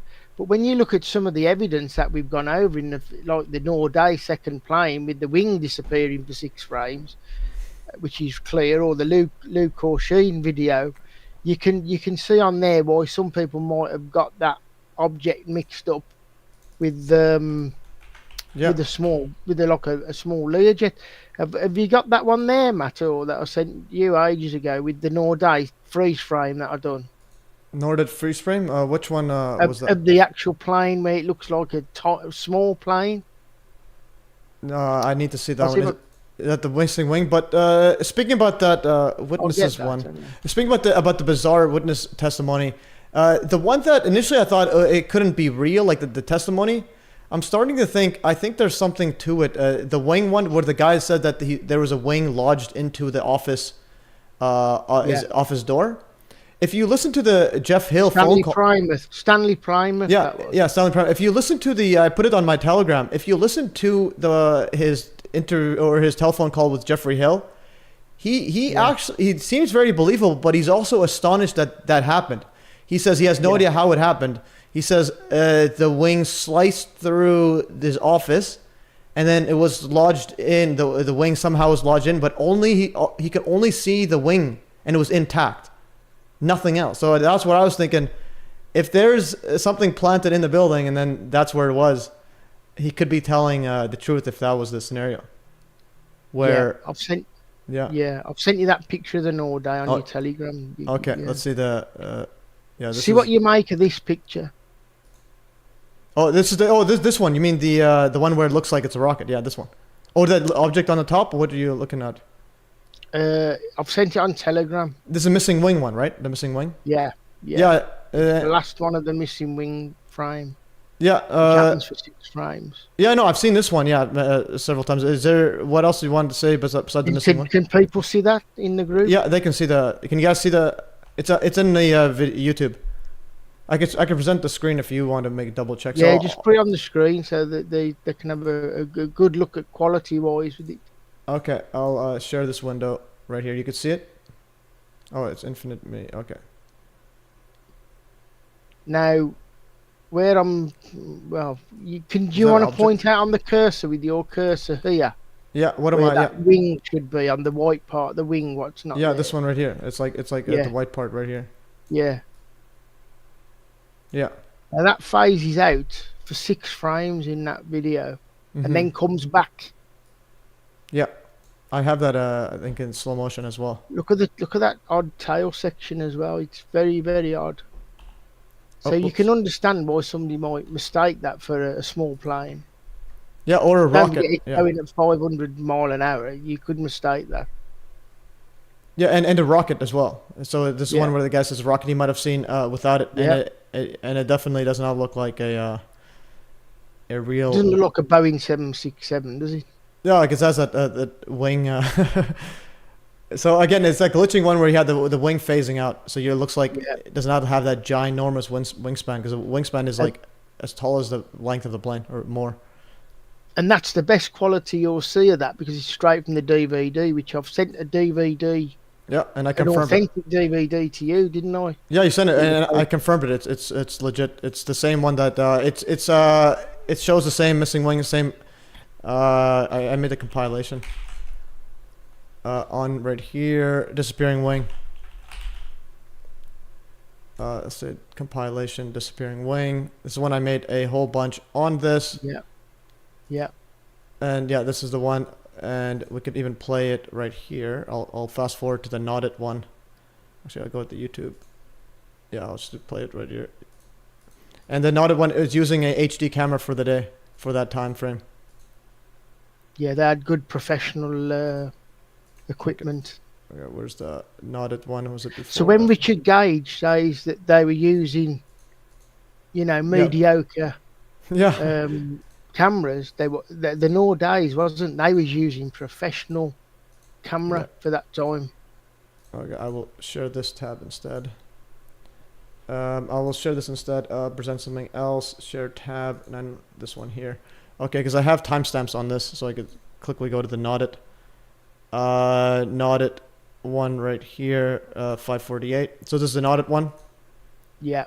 Let's go back. Oh, okay. You can see it shows for quickly, and then there's a slow motion. Yeah. And then it shows it right back, and it shows back on there. See that? Yeah, and it shows back on. Yeah. And then just repeat that bit again, just because it's so damning. That is, it's unreal. Because it comes back. It's not just a. And the tail section comes back. Yeah, the whole thing comes back, and then I have the photo of the camera they're using, and it was this camera's actually at the museum as well. So you could see this is the Knotted at the museum. Knotted brothers using this professional video camera. And I sent you that picture of him by the towers with his coat on. Yeah. with that camera, didn't I? Yeah, Remember that you've sent one? that. And this one is literally, I was going to use that one, but then I saw this one is literally inside the museum. So it's like official and stamped on. So that's not a piece of shit camera, what Richard Gage is trying to make out when he was having that to do with you. That is a professional camera. Yeah, he's captured them wings. Now, David Chandler and all them, they don't want to talk about that. Yeah, and he was... Yeah. And he was also pushing that it was, he was saying all the cameras were blurry, like really bad, and they were super far away. And I'm like, it's not that far. Some of them are pretty close. Yeah, so I actually made a lot of headway with the Bible fused to a piece of steel. Yes, At the museum. Has anyone been to the museum and seen the Bible fused to the piece of steel? Keith was, but he left. I haven't seen it. No, that's quite a sight. I remember just standing looking at it and asking people, say, well, now how does paper fuse to a piece of steel? I mean, that's just the most damning evidence right there. And I did bring that attention to my Boston 9/11 Truth group. I mean, some people looked at it and really, you know. And Keith actually sent an email a few days ago to me in 9/11 Revisionist about the fused Bible, where well, there's new technology now. Where you could fuse, let's just have a look at here, steel. I can't find it in here, but the new technology that you could. Oh, who's that? Norman. That you could fuse steel and wood using sound and like 3D printing. So you could 3D print very fine edges, and then use sound to heat them up, and then it will stick to steel. So that's a modern one. I gotta find that technology. I don't know why it's not searching up on here. I will have a look. Scroll up. It should be somewhere. Oh, there it is, right here. So new bonding. This is no glue required. Wood and metal bonded with sound and 3D printing. So you 3D print these very tiny fibers, like at the edge, and then you could fuse the two together. So that's so here's wood and steel, or some other carbon or what other fiber there it is, without heating, or without glue. It heats through sound. Like, yeah, but the steel doesn't go through a jellified state, right?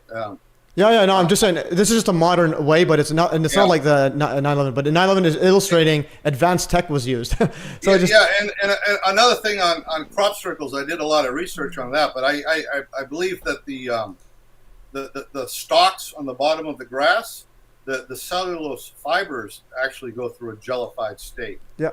To have those stalks bend over, and I believe real UFOs from other planets do that, have the technology to lay down the energy field, and it is pretty. And then they also find these it has an effect of the iron in the soil, so you find these little iron spheres, crop circles too, and then the plants just grow back really nice a few weeks later. So whatever the technology, it's biological compatible. And Chris, what did they find in the Shanksville crater and the waters around the Shanksville site? It was contaminated with iron. Iron spheres? Contaminated with iron. They've had a water treatment to try and get the iron out, and they use certain plants. Yeah. That's the patent there, by the way, what they talk about for using, where they mention ghost images. Yeah. So 3D. Yeah. Just on it. So I think that but before 9/11 that they did use a hologram to psyop. His name is Javier Perez de Queller. He was Office of Secretary General of the United Nations, and then at the same time they had an abduction story with a lady who was there, and this was well documented here. I'm just trying to find it here. Hold on. And her name was Linda Cortile, abduction case. So Linda Cortile abduction case happened at the same time as the UN Secretary General reported to see a UFO, and his motor car stopped at like 2 o'clock in the morning. And I believe the story goes is that he was going to reveal disclosure but the cabal had to figure out a way to psyop him to prevent him from doing it. And there's real eyewitnesses of a UFO, right, like a hologram-shaped UFO hovering right over Manhattan with like 3 aliens coming out of it, and then a woman like levitating up in the air. And this was seen by several eyewitnesses at the time. This might be a good thing for you to investigate, Matt. Okay, yeah. If you send links to these, I am interested in a lot of this. I don't know. Are you familiar with that case, Mark, of the Linda Cortell abduction case and the secretary? I may not be. Oh, okay. If you can send me that. Well, I'll send it out because it's important that, I mean, if they did use a hologram over Manhattan in 1989 as a psyop, you know, it's pretty important research, and I think they did use it. So I'll send it out to the group. I think we know that they had that secret program that they put even more secret around. I think it was 1991. Yeah, well, if this happened in 1989, I think they had flying saucers back in the late 50s to 60s. Yeah, right? I think they've had anti-gravity flying saucers, you know, in the early 60s, and then you could always, you know, SR-71 Blackbird. That's supposed to be the fastest plane. It flies at Mach 3+, and that was released in 1963. You don't think they came up with better technology since 1963 to make something fly faster than the SR-73 Blackbird? And there's also when Obama gave his speech in Norway, and there's these big circles overhead. And then at the same time, like 12 hours later, a big triangle scene right over the Kremlin. I don't know if you guys ever saw that one, but it looked. I think they had a TR-3B flying right over the Kremlin when. That wouldn't surprise me.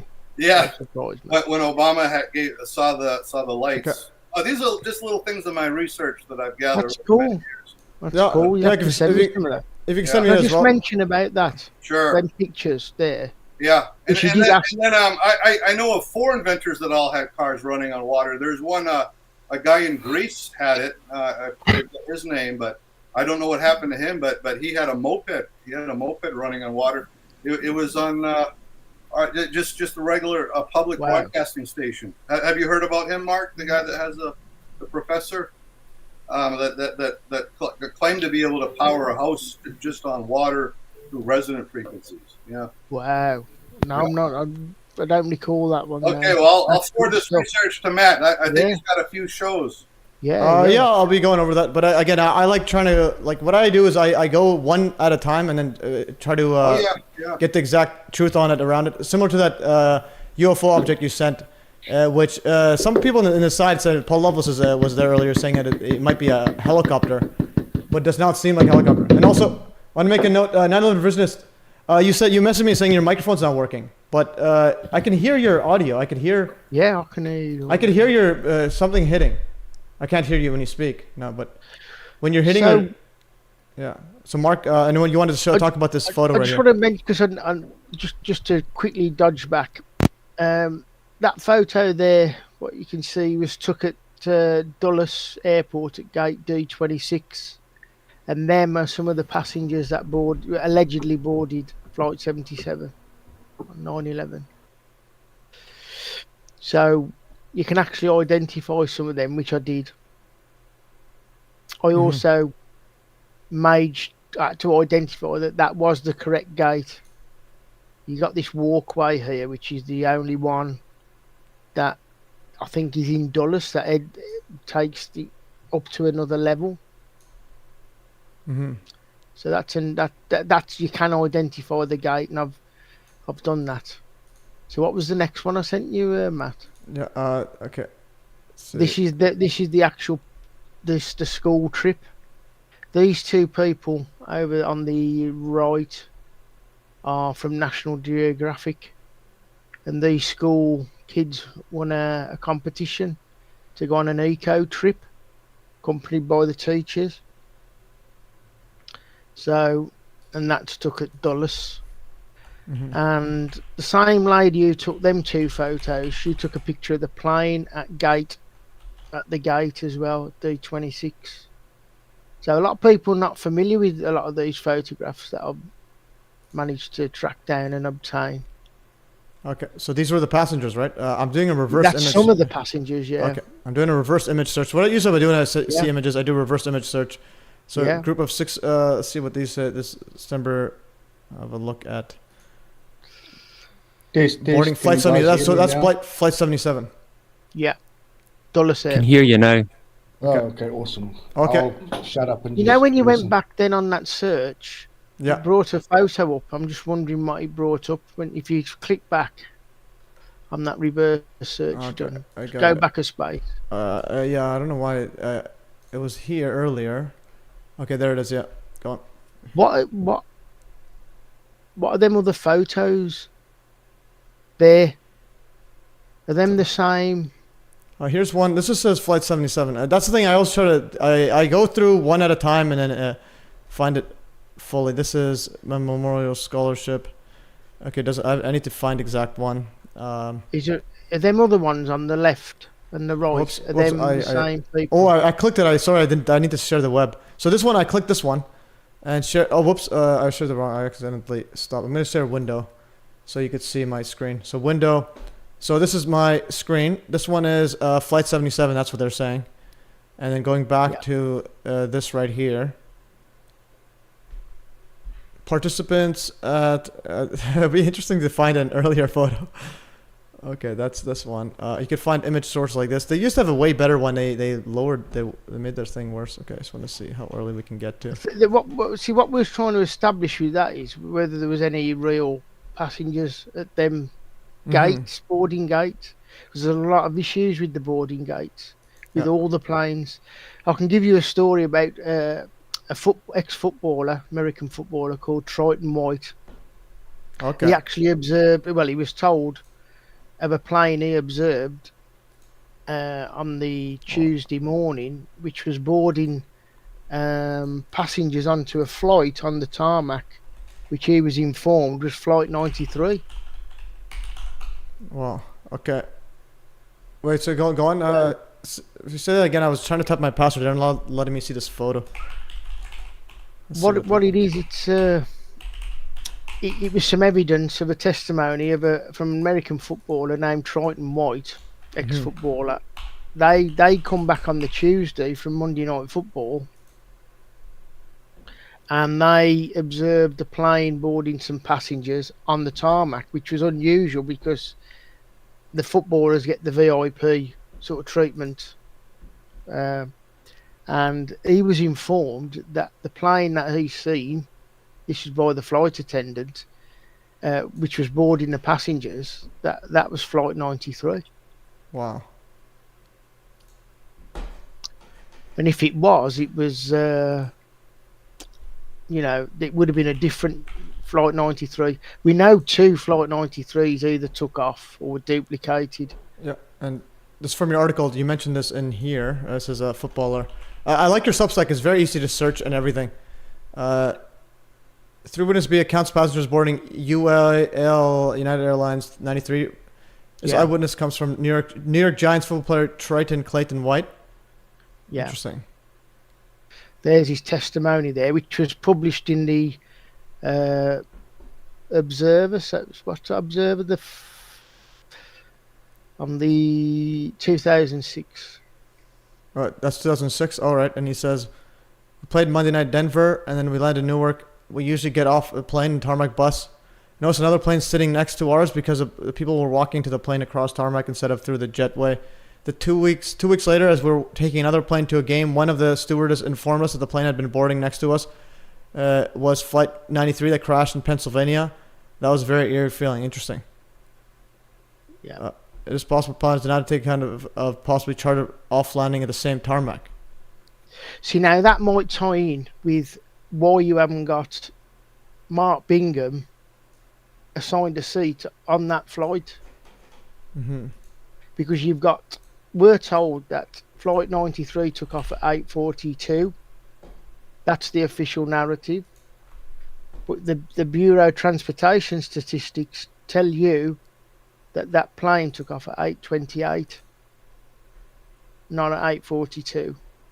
And we've all got all the evidence showing that Flight 93 was in 2 different places at the same time.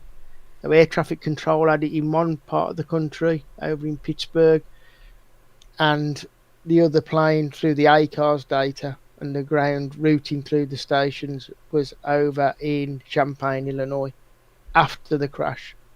Both after the crash, actually. Wow. So you've got, duplicate flights there. And it could explain why they reckon that one of the planes landed at Cleveland, which is not too far from Chicago, and the other plane, which I'm 100% sure landed at Reagan National at 10:28. I've got screenshots of that, and I've got an Excel spreadsheet proving that from Reagan National. And the thing is, Reagan National was closed for 23 days, the only airport. Holy. Did they have a couple of Is there planes? any to get reason rid of? they gave why that airport was closed for 23 days? at all? They said that the airport might never open again. But why? Because it was a functioning airport up until the day of 9/11. I think it was problematic because it's less than a mile next to the Pentagon, the airport. It's right next to the Pentagon. So it creates a bit of a problem with air traffic. Remember, yes. This would tie in with Flight 11 coming down past the White House. It was taking part in an exercise at the White House. It would have definitely landed at Reagan National in Flight 11. And we know it was over flying to Washington. We've got the NORAD tapes talking about it flying to Washington. If you carry on scrolling up there, David Chandler will love this one. If you scroll up a bit, see, has it got there to do with the actual flight path? This was Did I put that one in? If you carry on up a little bit. This one or which one? Yeah, if you keep scrolling up on that. Oh, scroll down? Yeah, scroll. Yeah, that's it down. Okay.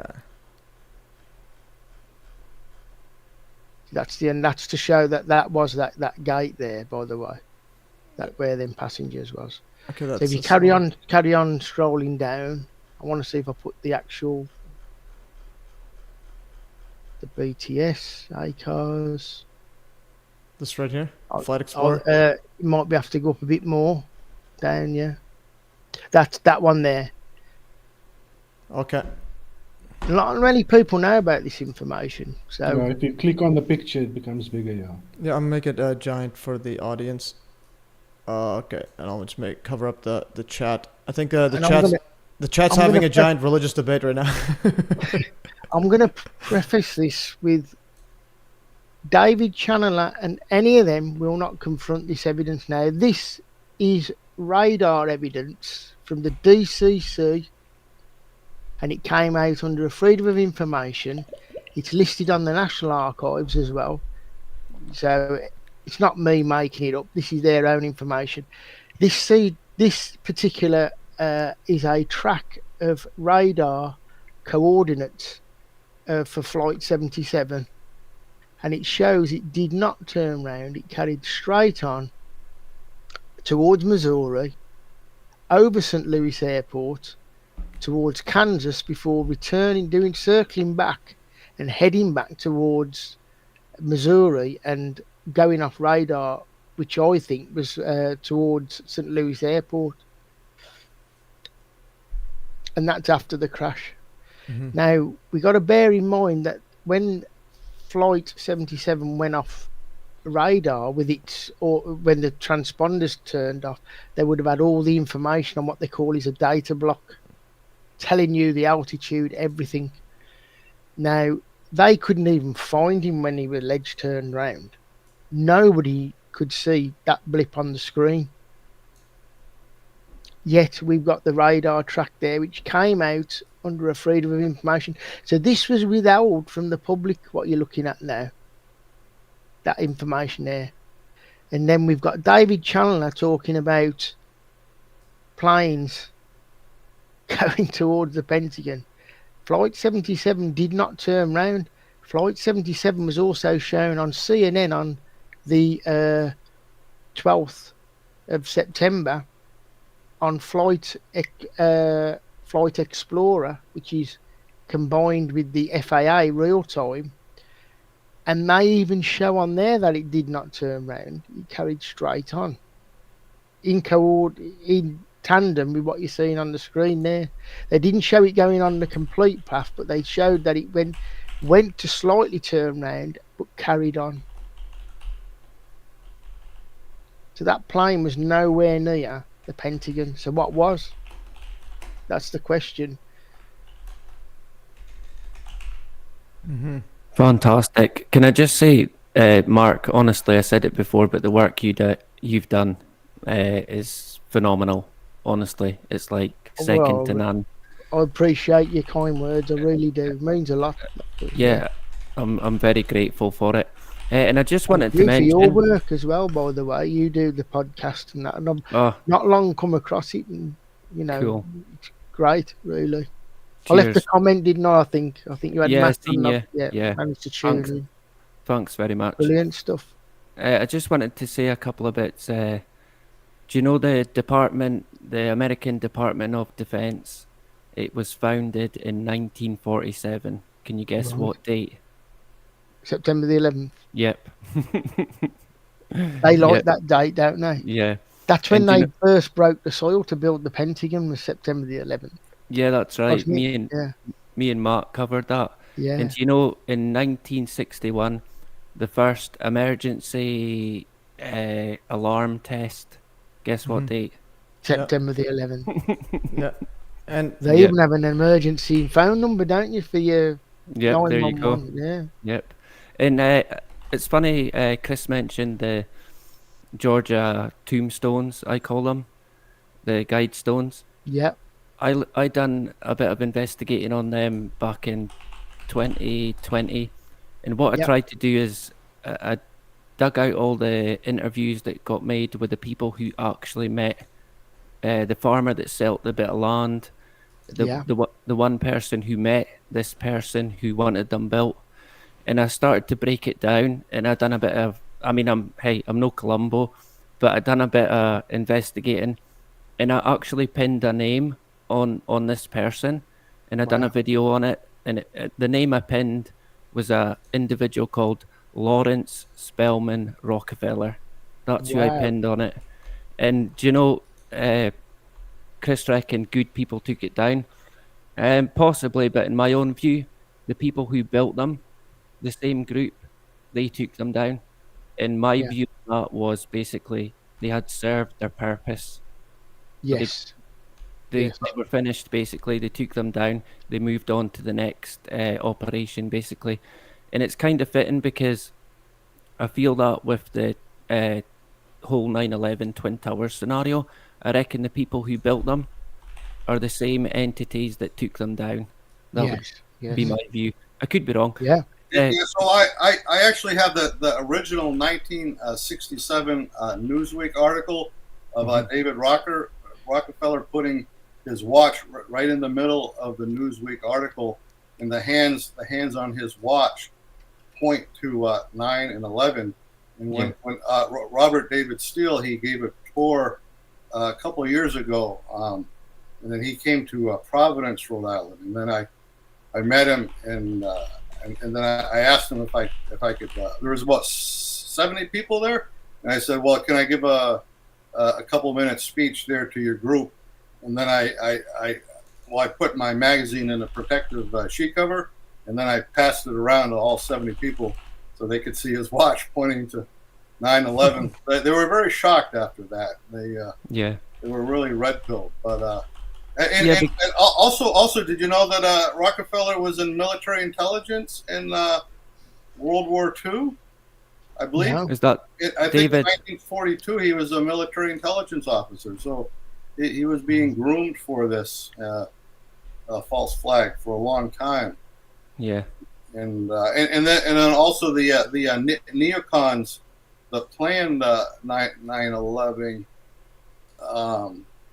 I believe went to the University of Chicago to have Strauss as one of their professors, and the University of Chicago was very supported by the Rockefellers. Like Richard, and Wolfowitz attended University of Chicago. Interesting. Yeah. When it comes to David and his brother, what was his brother?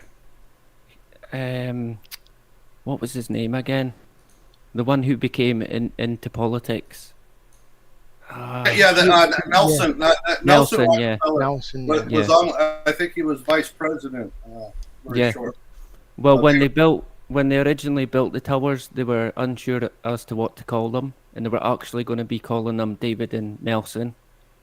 Yeah. Oh, wow. And then if you take a look at Bill Clinton's hairline, it matches exactly Winthrop Rockefeller. Do some photo now. Look at some old photos of Winthrop Rockefeller. Look at his hairline, and then look at the same hairline as Bill Clinton, and they pretty much match. Interesting. I wanted to ask you, Mark. Is it, as far as I'm aware, the two black boxes for the so-called planes that hit the two towers, they've never been recovered? Is that true? Yeah. As far as I'm aware, I have heard different stories to say they've found them, recovered them, and done this, but I've not. I don't think they. From what I've looked into, no. I could be wrong. Here's the official story right here.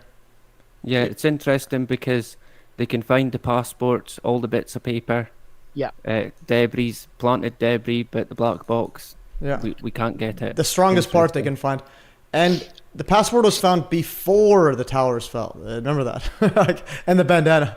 The thing is, if you look at all the selected items that was found, especially Flight 93, it's very suspect. You've got CC Lyles, you've got other photo IDs, and it's almost like they knew these people would be part of either an exercise or aboard. You know, those planes. I know some passengers were switched from Flight 91 onto 93. Yeah. Which was a flight. And I know Nicole, I'll get her name. It's not Smith. Surely it's not. But I'll have to look her name up. She was meant to fly out the day before, and she ended up on Flight 93. But Mark, the right FBI and the official story is they found 95% of Flight 93, but nobody's seen any major pictures or a reconstruction of the whole plane like you would have in any plane crash. Because the FBI were in control of that investigation. The NTSB were just assisting. They weren't doing their job, but they normally would do. Yeah, but the FBI in their own official little documentary of being a hero of Flight 93, the first guys say, when we got there, there was no plane. Nothing that resembled a plane being crashed. Like, what the hell, man? Can people be so stupid? And then there's another gentleman, I can't remember where I saw the video clip, but it's as if they needed this hero aspect in this tremendous day where they had to have the whole that would have been idea definitely of put in the hero thing, because that's the emotion, isn't it? And we fought back. Because just look at that there is from the air traffic control transcripts. If you go down to 1431, you can see next to that. Just read that about tracking him over Missouri. It's a bit double Dutch because whoever transcribed it. Yeah, and he says, and so I'll read the first. The guy says, "Okay, we have found that." Matt. Oh, sorry. Okay, so the guy is saying, "Okay, we have found that American," and then the next one says unknown, and then he goes back. Now that was American 77, right? Unknown. And then he says, "And why do we get tracking him over Missouri if he that was a target a little while ago? Did you ever verify the Lincoln Memorial?" Interesting. And they've put AA-77 next to it, written that in, look. AA-77, yeah. So they're saying, why is he being tracked? And that's what they're thinking in Missouri. So, Missouri, and I've just showed you some radar evidence which shows it flew over Missouri. Now, David Chandler and all them don't want to talk about this evidence. Yeah. Because it doesn't suit their their agenda with a, you know, and like I say, I think that the illusion technology, if it knocked them light poles down, you're not going to have the wings falling off like it would have done. That would have been a dead giveaway. So that's why they couldn't show any of that CCTV. Yeah, and it's following a straight path too, so that's an interesting one. So if you have this one, it doesn't look like it's going even up or down. It just goes straight to the Missouri. And then it doubles back. Now, I've got a picture from St. Louis Airport on 9/11, and out of a whole load of Continental planes, you have one American Airlines in that picture. Whether it was 77, I don't know. I quickly want to ask, with regards to all your research and stuff, obviously way back when, and you had the whole documentaries and stuff with Jesse Ventura and all those guys, and you had John Lear and Dr. Morgan Reynolds with his QTAM case, all of that way back in 2007. Then we had pilots for 9/11 Truth. Whatever happened to them? Because there was a shitload of pilots saying, all of this, everything that's being said and everything that happened here is virtually impossible. You had guys climbing into flight simulators, all of this kind of stuff, saying, you can't do this. Even the pilot who flew Flight 93 and Flight 175 said, it's impossible. You can't do that. What happened? Why didn't they get any traction anyway? They did for a bit, as I remember. They had a good DVD package out at one point, but Rob Balsamo wouldn't go with the no planes. He did not want to go down that route. And the other thing is, he died a few years ago, and so did the website with the forum. The website's still up, them little archive pages. You can't get to the links no more on there. And I gained a lot of good information off that forum. Yeah, and the thing that we've got now is we've got Captain Dan Handley that I basically schooled on LiveX, and we did some videos on that on my Rumble channel, and Matthew climbed in on the Boston 9/11 radio controlled plane theory, and it's impossible. John Lear said that way back when in 2007 already. That's impossible because it's too difficult to do it right. And now these guys are doubling down, and they're going to be having a seminar on the 8th where they are going to be pushing this. And this is with Dan Handley, with Piers Robinson, or whatever the guy's name is, who's involved with. So people need to get into that stream and go ask them questions afterwards. That is, if they are going to allow questions and answer sessions, because this is something that's happened now. Is that they aren't allowing questions and answer sessions. They're just pushing their disinformation with nobody being able to rebut whatever they say. And actually in the conversation with Dan Handley, I was pointing out everything that you mentioned, and he actually told me, yeah, it looks like you know more about this than me. And I told him, like, dude, you're an actual captain, so you're supposed to know better. No, but I'm only going to focus on the hijackers. Like, dude, the hijackers have already been proven complete and utter bullshit, but he's the guy getting all the airtime everywhere. Like, come on, people. I mean, I can't understand why Dan Handley, why he doesn't understand that. Why weren't the ELTs set off? Paul Thumser did, who was a good witness for the commission, who inadvertently tripped him up, really, because his testimony is very damning. Especially the bit where they try and attribute these two other ELTs to the two flights, 175 and 11. You cannot activate them manually. And if you look at the official story, would the terrorists be activating them? I don't think so. They're not going to activate an ELT early, tell you that the plane's going to crash. That's just stupid. Yeah, but even... He should know this. But he should know about ACARS data. Why isn't he talking about the ACARS data? Well, we know why. Even the ACARS data and all of that, never mind, it comes down to plane aerodynamics at the end of the day as well. Yeah.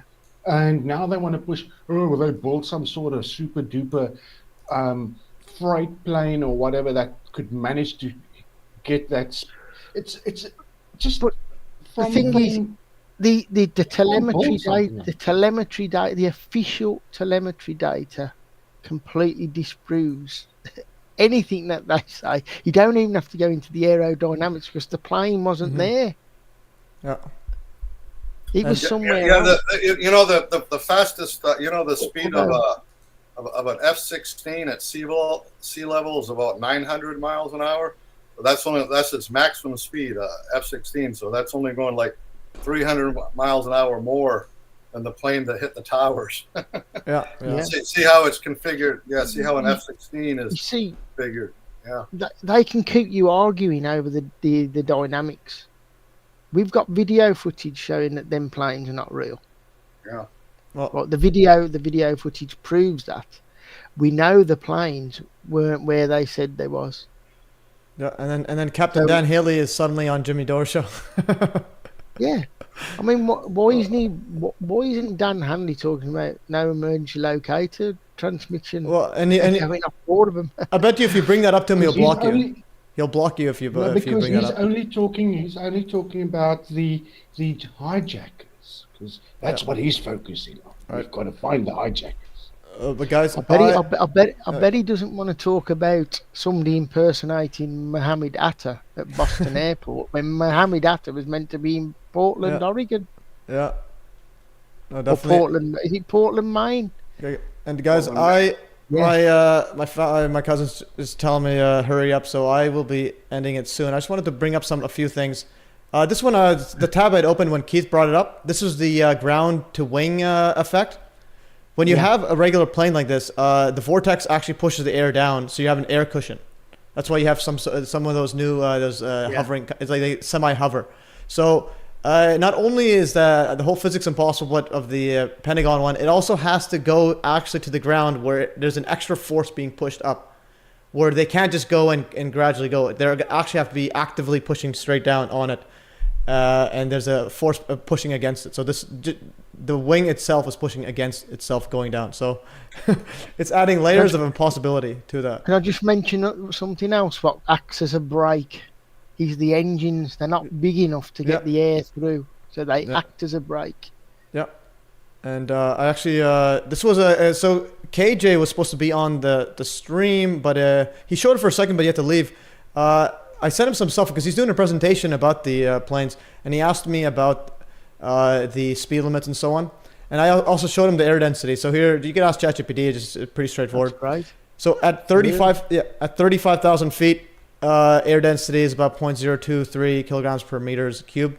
And then go at 5,000, you're literally doing a 10 over 20x the density. That's how much more dense at 5,000 is. And then as you increase another one, so you're literally talking about 50 times the density of cruising altitude. So, well, the other thing is, I mean, you just and it's also just so obvious that it is yeah. Plane. Look, if that was the case, they'd be taking off and going up that speed. Yeah, and also a lot of people bring up the max operating speed, but that's just general operating. But there's also a max maneuvering speed. This is just full weight, and it's almost half this one, 360 knots or 443, so 253 miles for actually maneuvering, as opposed to just simple operating at just going up and down. This one's actually maneuvering, and at the tilting time. So you're now. On top of that, you hit a great point there. Now, that testimony of Steve Soll that I pointed out when he said, I think it was flight 11 or I think it was 11. He even said when it was travelling under 10,000 feet at so many knots, was it over 300 or 300 knots? He was very, very alarmed, was his word, that the plane was doing that. Yeah, I remember that. It's not on your Substack, I don't think, but it was on the video. I think it's even mentioned in his testimony because of the structural problems. Yeah. Well, those I mean, you can compare the like a Boeing commercial plane to like a cruise ship. Okay. Yeah. I mean, it's the same. You know, a cruise ship has to when it maneuvers and it turns very slow. I mean, it's not meant to do these extreme speeds. And then you can also look at the force drag equations there, Matt. I don't know if you do that, but you can lay out some equations that show you the power and the drag at these different sea levels and these different velocities. It goes to the velocity squared, right? The drag equation, and you can say that there's a certain amount of power that the plane has at this velocity and this air density, and then compare that to the velocity, air density at 35,000 feet. I thought it was a third. I didn't realize it was that much. I'll have to look at your numbers again. Which third of what? For the the densities at sea level compared to 30,000 feet. But no, you can go sea level density versus 35. Well, you also have to take into account some of the air temperature and the moisture and the air. Yeah, but when I speak of orders of magnitude, so this is 7.38. Let's see, sea level to that. Yeah, engineering edge. So pressure, yeah. So you have at 0, 14. This is absolute pressure, 14 pounds per square inch at 0, and then you have at 3,500. This is about absolute pressure. Well, that's absolute pressure. But what is the dynamic? Oh, this is density. That's pressure. Slugs, yeah. Density is 23, and then you go to 35. You have 8. This is 7. So this is in this terms of slug. So this is going to be 23 to 7. Yeah, this is about a third. Okay, so that's interesting. Yeah, I thought it was a third. No, so I think you might be right. I think ChatGPT was hallucinating. So I'll send this one here. Yeah, you gotta be careful. Is that engineering edge that you're at? I go there a lot. Yeah, just Google it. Yeah, thanks for the correction. I will send this here before they do the presentation. So that's the difference between me and Richard Gage. I get anything wrong, I will let people know. KJ French. Don't forget, Jeff Hill rang 3 different people up about this. Yeah, I was going to talk about that right now. They all laughed and said no. You cannot do that. And I'll present that soon. He actually swore in an affidavit for Morgan Reynolds' court case. I think ChatGPT hallucinated. There's actual numbers. I'll just send that there, and I'll just correct it later because he's gonna do a presentation. Yeah, that was interesting. So I don't know how ChatGPT get that wrong. I'll ask it what. You know, Matt. I have a model airplane simulator. Mm-hmm. It's on Horizon Hobby called Real Flight, and it's really cool because you can the regular controls that you have on a model airplane. You hook this in to this flight simulator, and you can choose like 20 different airplanes, right? And then you can have all different types of courses where you can fly the airplane through structures, through buildings with small hole openings. And then if you pick like the fastest airplane, but most model airplanes, they're only going maybe 30 miles per hour, 40 miles per hour. But you can pick a couple airplanes going like 250 miles an hour. So if you're going 250 miles an hour, try to squeeze that airplane through this little tiny hole in a building like 1,000 feet away when you're aiming. Tell me if you can do it. It's not. I've tried it a few times. You might be able to bring that up on one of your shows and show people. How difficult that is, but I mean, anyone can do it for themselves. Anyone can learn the simulator and then try to fly the really fast airplane through a very small opening, and then they'll see how crazy it is. I mean, if you're off just like 1/10 of a degree at a few thousand feet away, there's no way you're going to hit the target. I mean, it's very definitely. No, the whole story is if you actually look at the details, it's the whole thing becomes an absolute joke. And so here's the one I want to bring up where Mark discussed about the Jeff Hill. So Jeff Hill actually called Boeing and other engineers about the flight dynamics and about going at that speed at that altitude, and they said it was laughably impossible. And so he swore in a court case to Morgan Reynolds. Right here, my name is Jeffrey Hill, and I'm resident of Sault Ste. Marie, Ontario. He says, with regards to the speed of flight 175, NIST claims that it was going 546 miles an hour at 700 feet altitude. When I contacted Boeing to ask if such a speed at low altitude was possible, Boeing spokesperson Leslie Hazard laughed at the absurdity of the question, as he stated, not a chance, not that fast. She also replied with other remarks throughout the conversation to indicate that a Boeing 767-200 could not perform in such a way reported by the NIST contractors. For further reference, I contacted Lori Beckhold, who was a Boeing engineer, and she too was amused by such a ridiculous question. And these conversations could be found here, but these ones you have to find them elsewhere because it's not on his website. The website's out. And also another one he says. How fast did they say it could go though? How fast could it go at 700? Well, they laughed at it. They said they said that it was Not a impossible. chance. Yeah. It says not a chance. Don't even bother. And then another one he asked. I'd also like to submit a conversation I had with NIST employee Bill Bitts, where he had spoke about the plane impacting tower. I was confused at the fact that what we've seen at towers disregarded basic Newtonian physics. Upon the plane's impacts with the towers, we failed to see any type of collision that one would expect to see when an aluminum plane comes in contact with a steel and concrete building. During the course of our conversation, Bill Pitts stated that he was amazed that the tower just ate the plane and that what we were seeing was miraculous. The conversation can be found over here. And yeah, and even Fairbanks, who videotaped the second plane, he said it looked like a bad special effect. And he also said it felt like one of those planes that goes into the hangar where the hangar's opened with no resistance. So he thought that's yeah. So Matt, another project you could do is you could actually make a model of the twin towers and a model of a plane. Maybe make the twin towers like 3 feet wide and with just the wing of a plane, and then and then make the model of the wing of the plane, and then crash the wing of the plane into the twin towers, how they're shaped, and then videotape that and make the wing out of very thin aluminum, and then we can prove Gage and Chandler wrong when he says, oh yeah, it will just slice through it like a cheese grater or something like that where you don't see it, and then when they make that statement, you can show them that video, because that's something you can model. It wouldn't cost a few $1,000s. You could get donations, and you could model it. It wouldn't be that difficult. That might be a project we could do.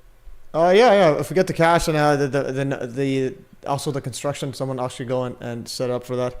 It is, but at the same time, in my view, it's so obvious that it's impossible. Well, it is, but to normies though, you just gotta work, because they're very susceptible to believe. Well, that's the thing. I think normies have more brains than a lot of people give them credit for. It's just that a lot of them don't want to vocalize it when they're gonna be 3 or 4 people saying no. For example, imagine them saying it, and all of a sudden you have this so-called Professor Chandler saying, "Hey, watch my physics course." Is saying what you're saying is impossible. So it's one of those where you need to also have the confidence of just speaking out. A lot of them know it's obviously wrong, because I remember even my cousin, when he was telling me by 9/11 inside job, he didn't have the confidence to explain it to me, because I felt like I was the quote smarter one because I was going to university. So a lot of it is the fear of ridicule from alleged smart people. Yeah, they also like to belong to tribes, like even our Boston 9/11 Truth Group. There's members there that are on the lawyers committee and stuff like that, and they realize that, well, gee, I want to be on these positions, and I can't be controversial, because they kind of want to fall in like a tribe herd on a consensus agreement. Mm-hmm. I agree. Okay, but just before we finish, by the way, Matt, can you put that one of Reagan Airport up? Yeah. Just carry on. I just wanted just before we finish. Yeah. Okay. But the thing is, what did we learn during the last 4 years with COVID? Somebody with a PhD does not an intelligent man make or person. Most of those people are educated idiots, because they just go with whatever the science tells them. And most of them are the ones dying of climate change at the moment because they took the jabs. Yeah, and here's the Reagan Airport one. And I just want to also defend normies a bit, because I used to be like them. It's not that they're don't know what they're doing. It's more that all their skill set is put on a fake assumption. And it goes back to if you believe, let's say they believe it was done by terrorists, you're gonna have an entire apparatus in your brain constructed around that assumption. We're going to say, go on. Sorry, but can you just blow that picture up a bit? Yeah. I want to point out the significance, and none of them talk about the airport. There's the Pentagon. There's Reagan Airport just there, look. Yeah, it's right there. It's right over there. It just fly over there. All right. And, let's and go. the other thing is, if you get, there's a link I sent you on Telegram. This is the last thing I'm going to mention because I think it's quite significant. If you scroll down or up, carry on, you'll get to that right just up a bit. Down. Oh, hang on, I'll just see if I can find the page myself. Hang on. What is it? I could search it. What is it? The thing called? What do you want to search? Oh, that's it. It's above the Reagan National Airport picture. That's it. This one. If you just read that, not that one. You just come off that. If you just read what up there. If you just read from the down. Okay. That American. American That Airlines 77 transponder signal was switched off in the location of the Ohio-Kentucky border at 8:56 a.m. The alleged impact was at 9:37 a.m. into the Pentagon building, which is situated No, next... go further up. Go further up. Okay, the departure of this one? America West. American... Yeah, so if you just start detailed statistics, just read that out. This is very, very telling how they could have got some data out of this to fool people. Okay, detailed statistics. Arrivals, airport, Washington, D.C., Ronald Reagan, Washington National, D.C., DCA, American West Airlines, September 7th, 2001. Note, a complete listing of airline and airport abbreviations available. Times are reported in local time using a 24-hour clock. So carrier mode, code, date, flight, tail number, etc. So HP 9/11/2001, 98 N644AW, CMH 939 935. So if you just jump that paragraph and just read American West 98. Okay, so American West 98, tail number. And read the tail number. Yeah, N644AW. So it's got the same tail number as this one. It's flight 98. Flight 77 was actually the tail number, but with AA on the end, not AW. Okay. Now this flight landed at Reagan at 9:39. Yeah. And then the other one. And it's tied to American West flight. And the alleged impact was 9:37. Holy. Yes. So this plane is very suspicious. This flight could be the radar data. It flew over and landed at Reagan, and it had virtually the same tail number as flight. No, this is amazing. That's an amazing find. So you literally have the same tail number, but with an A instead of a W, flying, landing here 2 minutes after this one here. So this now is... go further down. Yeah. Carry on down. Carry on down. That's nothing else. Oh, you might have to go up. Hang on. I'll see if I can find it. I might have took it out, but yeah. If you carry on up, you'll get to ACAR's data. So if you go scroll up, this one. Up, yeah, carry on up. Up, next one. Next one. This right here. Further up.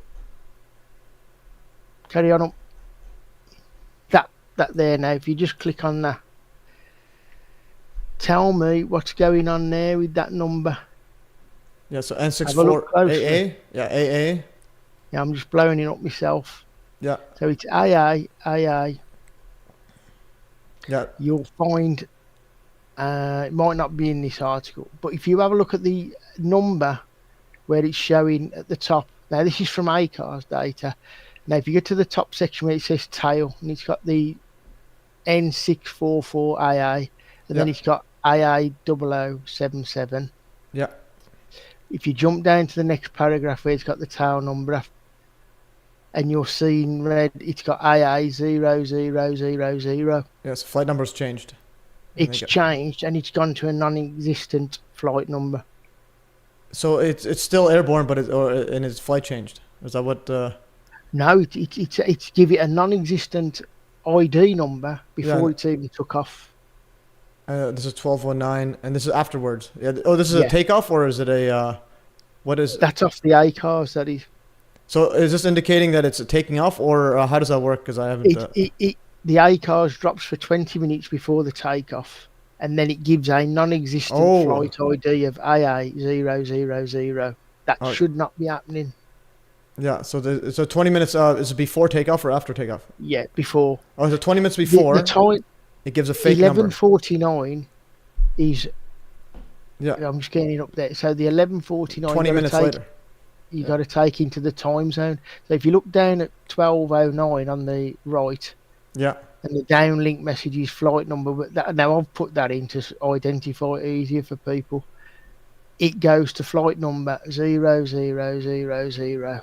Now that's 10 minutes before it takes. Well, that's a minute before it's about to take off. This one right here. Which one is 20 minutes before? I just got to wrap my head around. So if you go to the right hand side where I've done like notes, if you go in the third batch down. Yeah, third one. 12:09:01. Yeah, there's 12:09. There's two of them. There's one on this one right here, one over here. Yeah. So, where's that one there? Now that's my notes that I've put in from off the left hand side to make it easier, so you're not looking in all that mush of info. If you have a look, it goes from AA77 at the top. Yeah. That's 20 minutes before the takeoff. Then it goes to 12:09:01. It goes to AA000, and then the next message, obviously 12:09:000. That is a non-existent flight number. Okay, yeah, this one. And that's recorded in the ACARS data. That is very, very suspect. That shouldn't be happening. Yeah, this is interesting. I just got again. I'm just trying to follow through exactly. If I could show this, make this bigger, so I could write on this one. So you could see my screen right here. So yeah, you could write. So you could erase. Okay, so this right here, 11:49:18. This is 20 minutes. You've got to take the time zone off. So that would be so it left at 8:10. So that'd be 7:49. Okay, so that's 7:49. A takeoff. And you get in an uplink, yeah. And then this is. Now that's 10 minutes. That's 20 minutes before takeoff. You've got what they call an 20. uplink. That's what that stands for there when it's got uplink message. Look. So that's uplink right here. Yeah, this is uplink. Yeah. And then downlink is when they're. What is the difference between downlink and uplink? So uplink would be sent to the plane. Okay. Downlink is sent from the plane. Okay, so you get the plane send again. This is good a tutorial right here. So even though it's on the ground, it's sending to the plane. Yeah. So this is sent to the plane. Yeah, and then the message is sent on a downlink is from the plane. So the uplink is sent to the plane. And the plane hasn't taken off yet, so that it's sent to the plane. No, it hasn't taken off. It's just communicating. So and it sends it to it. They're both on the ground. Yeah. And this one is right but it's here. still classed as an up and a down link. And then this one sent to and one sent from. And these are the same time zones or different? These ones. They come out under like the UTC time zone. Okay, so they're got to knock off the. But they're actually 20 minutes different. So they're actually 20 minutes. Yeah. Okay, so you look at 12:09, the plane took off. Or was due for takeoff at 8:10. Okay. I think it actually took off at 8:20. But if you look. Yeah, and this was 7:49, and then 8:10. Yeah. So then. Yeah. 8:10. Yeah. And look what you've got. AAA0000. That is very suspicious. And then this one it's sending back at the same time 20 minutes after this one. Yeah. So that's an interesting one. So this is pretty much at takeoff. This one is sending it back 20 minutes before this is supposed to take off. Or or is that different from this one? This uplink and downlink. That's sending information back to the ground station. Yeah, so this is 20 minutes after. This is roughly when it should have been taken off, and it's sent it back. So now you all of a sudden switched. So this is an actual switch at the takeoff. Yeah. So that's a switch. Okay, so that makes sense. Because initially I was thinking, are they both 20 minutes before takeoff? This one is actually on takeoff. It took off at, I think I'll just get the correct time. Hang on a second. Of the Flight 77 or this one? Yeah, it was took off late. Flight 77. It was due to take off at 8:10, but I think it allegedly took off at 8:20. Okay. But that there is the ACARS data, which has been in communication with the ground station and the plane. Yeah. That is very, very odd that you would have a non-existent flight number, and you had exactly the same for flight 11. Yeah, and then you have a second downlink as well. There's just two downlink messages at the same time. So Yep. two of them are sent back. Both Yep. of them have an AA0000. Yeah, yeah. And this one has a tail number. Why is the tail number of this one? And then this is actually, the tail number's not there. This is different. Two different messages. Okay, these are two different messages. Yeah, yeah. Okay, no, that's very, that's very, very good. And you look at any other the ACARS in the other two flights, the American Airline, United 175 and 93, that don't happen. You don't get a non-existent number like that. Yeah. And again, even if it's some sort of glitch, it's all occurring at 9/11, it just compounds the layers of impossibility. Yeah. Which is when that should have been taken off, scheduled to take off at 8:10. I mean, they said it took off at 8:20, but don't forget the BTS show it not taking off at all. Okay, and then BTS shows is not even taking off. No, didn't leave the ground. So then that's probably what happened then. This one didn't take off. They switched over, and this one took off. Yeah. So now that's I think we just cracked 9/11 more than it already has. All right, so that's that. And I need to go washroom and then end the stream soon. So I just want to go one more thing I wanted to talk about. When you guys were talking about stuff on September 11th, the big one was Manhattan was actually discovered on September 11th. So this one, so my view is the script is being followed, I think, thousands of years. So if you're talking about 60 years ago, anti-gravity, I personally believe in the thousands of years, at least 2,000, they've had, or 3,000, they've had anti-gravity and free energy tech. At least the science down. And that was suppressed. A lot of the secret societies still withhold that. And then nowadays, it's like showing some of that display. Because I think free energy and anti-gravity are simpler than a car, for example, because there's very little constraints. So anyways, so on September 11th, 1609, notice another 6 and 9, 6 upside down 9. Henry Hudson discovered Manhattan Island and the indigenous people living there. Hudson was an English sea explorer and navigator during the early 17th century, and so on. And you can go and see a painting. Hudson entering this is Henry Hudson entering New York Bay, September 11th, 1609. So September 11th, and also there was a book written in 1980s predicting a birth of Jesus was September 11th. So 9/11, Jesus. Birth of Christ recalculated, wasn't it? Birth of Christ recalculated. So this one right here, 1980 book, Birth of Jesus, September 11th, and it's a Day of Trumpets, and again some relation to Trump, the whole Trump Antichrist psyop or Messiah psyop.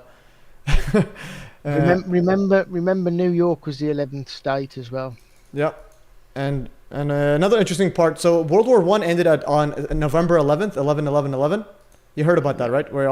And they always have that 11/11 pyramid light thingy. So 11/11 Phoenix. And so 11, so September is actually the 7th month in the original calendar, where you had, I think, February or April is the 1st. And so that's why Sept is the number 7. Phoenix statue. This one right here. So on Veterans Day on 11/11. So Veterans Day or World War I actually ended. November is actually, it's French for Neuf. It's like the beginning. It stems from Neuf, or the 9th. So it's actually the 9th month of 9/11, and this is where every 11/11 it shines right here. You have the Freemasonic bald eagle. Anyways, I wanted to drop some of that knowledge on y'all. All right, guys. So I talked a lot, and I just want to have a chat, see how much people are on the chat still. We broke the record today, guys. The record was 70, was 69 before. We broke the record. Most people in the chat, 75, I think, or 75 or 76, depending on whatever the stats are. So we broke the record, guys, and it's not even 9/11 yet. And thanks for everybody joining in. Is there any final thoughts? And then also Meth and That's Life. We've talked over you, a lot of you there. If you guys want to chime in as well, and let us know. Yeah, can I just say, you missed when it's September 11, there's 111 days left in the year. Oh, let's go. And there was 11 crew members on Flight 11. Yeah. That's another one. Yeah, and the alleged first victim of 9/11, he had a hijacker watch on. The that Israeli commando, his watch was a hijacker watch. Llewellyn. Yeah. So that's that's something else right here. So yeah, anything else? Methylminer, you want to chime in? Just say, show us you're still here. Well, Thanks for. As far as I think the months got pushed back when Julius Caesar he wanted a month named after himself, and not only did he want a month, he wanted it in a specific spot. And then we had July, and then his son Augustus also wanted a month in a specific spot, and we got August, and that pushed all the months back because October is 8, Sept is 7, Deci's 10. That's how all the months got pushed back. Yeah, Deci's 10. Yeah, so great knowledge on us, dropping knowledge on us, and and also and also Newton discovered gravity on 1666. When a quote apple hit his head, and all of a sudden he has the tree of knowledge of gravity, or good and evil. It's anyways. And remember, Matt, I had shared it before.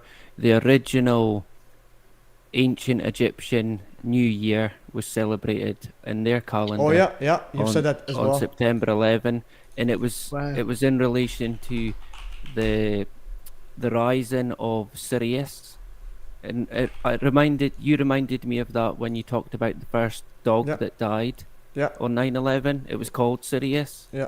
I thought that was quite funny. Yeah, and coincidence maybe? Doubt it. Yeah, no, it's not a coincidence. It's 100%. Serious happens a lot in a lot of these psyops. For some reason, they just have that. It's only coincidences, man. There's nothing like a conspiracy. Come on, get out of your mom's basement. You may want to look at the connection between 11 and 23. 11 and 23. That is definitely. If you tot up the date of September the 11th, 2001, it comes to 23. Yeah. If you have a look at the 2.3 trillion that meant missing. Yeah. Okay, that's interesting. Oh, and wow. also 2 divided by 3 is 666. Yeah. 0.66. So you go with the law of fives as well. 23 is a key number. This is why you got the war on gender at the moment, which is genetics. Yeah. So you've got the 23rd chromosome. All right, let's go. I could do a whole presentation on the number 23 and its connection to 1111. And also, if you look at that, what's that? That's 1111. Yeah. It's also 2 V's make a W. Let's go. All right. Letter. Now you're speaking my language. Look on your keyboard where the W is. You got the 2 and 3 on there. Oh wow. Yeah, the W. Let's go. Okay, you got it right. 23rd atomic number. Yeah, and also the best basketball player. There's a debate between LeBron and Jordan. Both of them are number 23, and they call themselves the GOAT, which is like another Baphomet type symbology. Yeah, and that's actually a representation of 23 as well. Oh, let's go! All right. This guy's. I wrote it. Yeah. Oh, the Olympics is 23. Rings. Yeah, Olympics is 23. Yeah. The Olympic rings. It's 23. You have 3 rings with 2 intertwined with the 3. Yeah. The Olympic. Now, let me just tell you something quickly. If you look at the 1984 Olympics, that was the 23rd Olympic Games, and what did they have? What did they stage in that? Was the alien coming down with the UFO? If you look at the closing ceremony. Yeah, the closing one. Yeah, I actually posted right here. And it was the 23rd Pope who said he had interactions with aliens. Holy. Okay, this guy's do a whole lecture on that. MES, I think you need to do a number 23 stream. And I'll just blow your mind with this one. This is my own research. If you look at Wembley Stadium in London, it was built in 1923 and it had 2 towers. Holy. And the towers were all, the stadium closed in the year 2000. And then in 2001, the demolishment of it, which led to the towers being took down in 2003. But the last FA Cup game was the 119th, and it was played at the Millennium Stadium. They moved everything to the Millennium Stadium. Now, the towers in New York, they had the Millennium Hotel next to them. Let's go, yeah. Wow. There's a big connection there. No, I think you've taken it to another level. And speaking about 23 in September, Crazy. so when I was doing my predictions for Trump fake assassination, I've been doing it for 2 years. Someone sent me an email. He's usually on the stream sometimes, Rebel with a cause.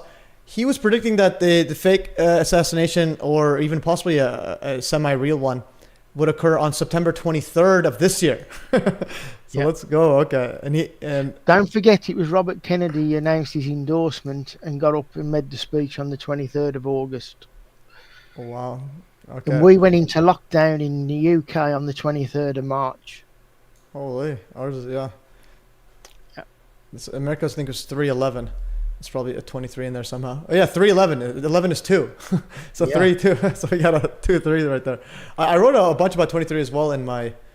Can I just say something else? Yeah. You also had an alleged 5th hijack plane, so that ties into the Lord of Fives, which is closely related to 23. And the flight was actually Flight 23. All right. Oh, the 5th one. Okay. Yeah, this is. All right. They never talk about Flight 23. That was a. Oh, someone in the chat said 1923 was the Federal Reserve. Oh, really? Well, there you go. Wow. And then the W in 23. That's very interesting, and it's upside down M, so the Freemason. M. Anyways, that is pretty much it. All you need to go watch them ASAP. And is anything else, guys? You guys have been great. A lot of knowledge. We broke records today, guys. Everybody's dropping bombs on here. Thanks for everything, and also Chris, thanks for that correction on the air density. That's the thing, we have to be 100% accurate, but also willing to throw ourselves out there and not afraid to be wrong. So quick question, so on 9/11, are we going to have a 23-hour marathon? It's not happening now, but what I want to do is we'll have like a summary of all the evidence, so we'll have it topic by topic. I want to kind of do like a time limit where we put, let's say, 30 minutes on building 1, 2, and then building 6, another 15 minutes. So we all make sure we give the best evidence in that time slot, as opposed to just us mumbling and taking over.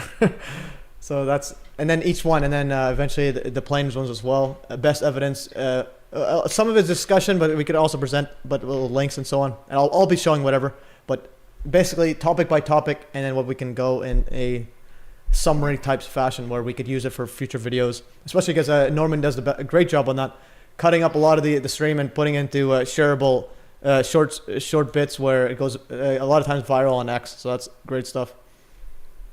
And is there anything else you guys want to say? Just send us what you want and who you want to do what with, and we'll be ready. Yeah, I'll send the notes. This time it was just a chat, but I'll send a link with notes to cover, basically each piece of 9/11, and summarize as much as we have info, or at least the best info for each one. I think will be a great way to summarize. Again, for a lot of people, 9/11 is like a memorial for people to, even normies, to like possibly look into it a bit more. Because mainstream people have literally laser beams shining into space. That's the memorial every year, and to compete with that, we got to do something. And notice that they also shine a giant laser beam in space. It's a memorial. It's kind of like rubbing in our face. Memorial 9/11. Yeah. And they have 88 lights. That's 88 lights. And it's like literally a giant. Yeah. These photos. It's like.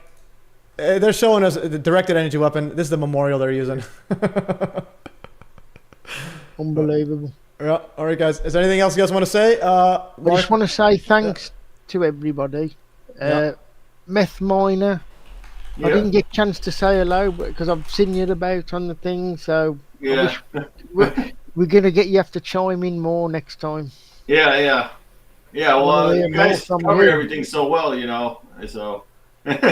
No, it's we want to hear your voice. We want you to get involved. Yeah, and Meth will be joining for a alternative health live stream later in October. Yeah. Speaking about his name, he's like a meth chemist and drug chemist. And so anything else you guys want to say? Chris, William, Norman? Thanks for having me on. This is very enjoyable. Unlike a lot of my boring meetings, this is very, very enjoyable for me. To speak with all you guys that are really top-notch researchers on this. So I really appreciate it. Yeah, thanks. And then, Mark, we cut you off. What were you saying there? I just want to say as well to William, keep up the good work with your podcast. Thanks for your kind words. Norman, thanks for all your sharing stuff. Matt, thanks for all your stuff back and forth and sharing. And Chris, nice to meet you. And send me them links over. Yeah. Oh, sure. Yeah, I think Mark knows a lot more about the UFO stuff than he's showing off, because he knows a lot more than me. I know 9/11 is the UFO stuff I look at, and then I gradually build from there. But yeah. Well, you certainly have to get involved with UFOs, because I got involved with that right after 9/11. I said, if they're hiding, covering up this, I got right into the UFOs and really did a lot of research on that too. So. No, definitely. My view is I want to get people get on 9/11, and then we'll talk about UFOs. So, for example, I'll listen to you because you bring up 9/11. You're on the right side of history there. So, if you're right about this, you're right about other stuff. That's how I work. So anyways, yeah, that's all. And Norman, William, anything you guys want to chime in as I? Just quickly. The laser beams on Ground Zero, right in front of your face, pretty much mocking everybody. And going back to the 9/11 museum with the video of the spire, playing that in the museum, it's like when people, the majority of people tend to, it's like they can't see it, but it's right there in front of their face. Yeah. But once they're ready to a certain extent, they'll see it for what it is. The truth is in plain sight, basically. But thank you very much to everyone. This has been fantastic. And thanks to Matt and Norman, Chris as well. It's been great to meet you, Methyl and Mark. Thank you. Absolutely fantastic work. I highly recommend people check Mark out. I've shared your channel before, but I'll be sharing it again. So thanks very much. Cheers. Yeah. Great. And also, speaking about in our faces, that they also have that Oculus transportation hub. It's a giant eyeball. I think it opens up on 9/11. So it's a giant eyeball, all-seeing eye. Right. And Norman, you wanna chime in as I? James, it's been fun. Luckily, my mic didn't work for a while, so I couldn't chime in too much for a change. But it's been awesome. I'm looking forward to having a very, very interesting chat on the 11th. Yeah. And for everybody watching, everybody who basically are on the same page, we need more of you in the comment sections, just sharing, getting to know the information and pushback, because it can't be left over just to the 6 of us over here. We need more of you out there just pushing back, because come on, let's see if we can wake up more people to the cover up of the cover up of the cover up and all of that. So don't just sit here listening, go do something, because we need more of us, please. Yeah, definitely. Yeah. And you can help any way you want, even if it's donating, throwing cash, or giving ideas and being on the stream and so on. So there's a lot of ways you can help. Anything is better than watching the world just get taken over. All right. And yeah, that's all, guys. I'm getting into stream, and I need to go washroom. I've been holding it for 2 hours, I think. All right, guys. Thanks for joining us. It's great stream. I will make this stop presenting so you can see your faces bigger. And just 1 second. Change layout. All right. So now we can all see everybody's faces, guys. That is all, guys. We broke the record, and let's break some more records, guys. 9/11 we'll have the biggest stream ever. And we'll try to make it so people can grasp it, especially normies, point by point. And yeah, that's all, guys. That is all for today. Thanks for joining, and have a good one. I'm gonna end the stream, and I'll say bye to you guys. All right, the stream is ended, and I gotta stop recording.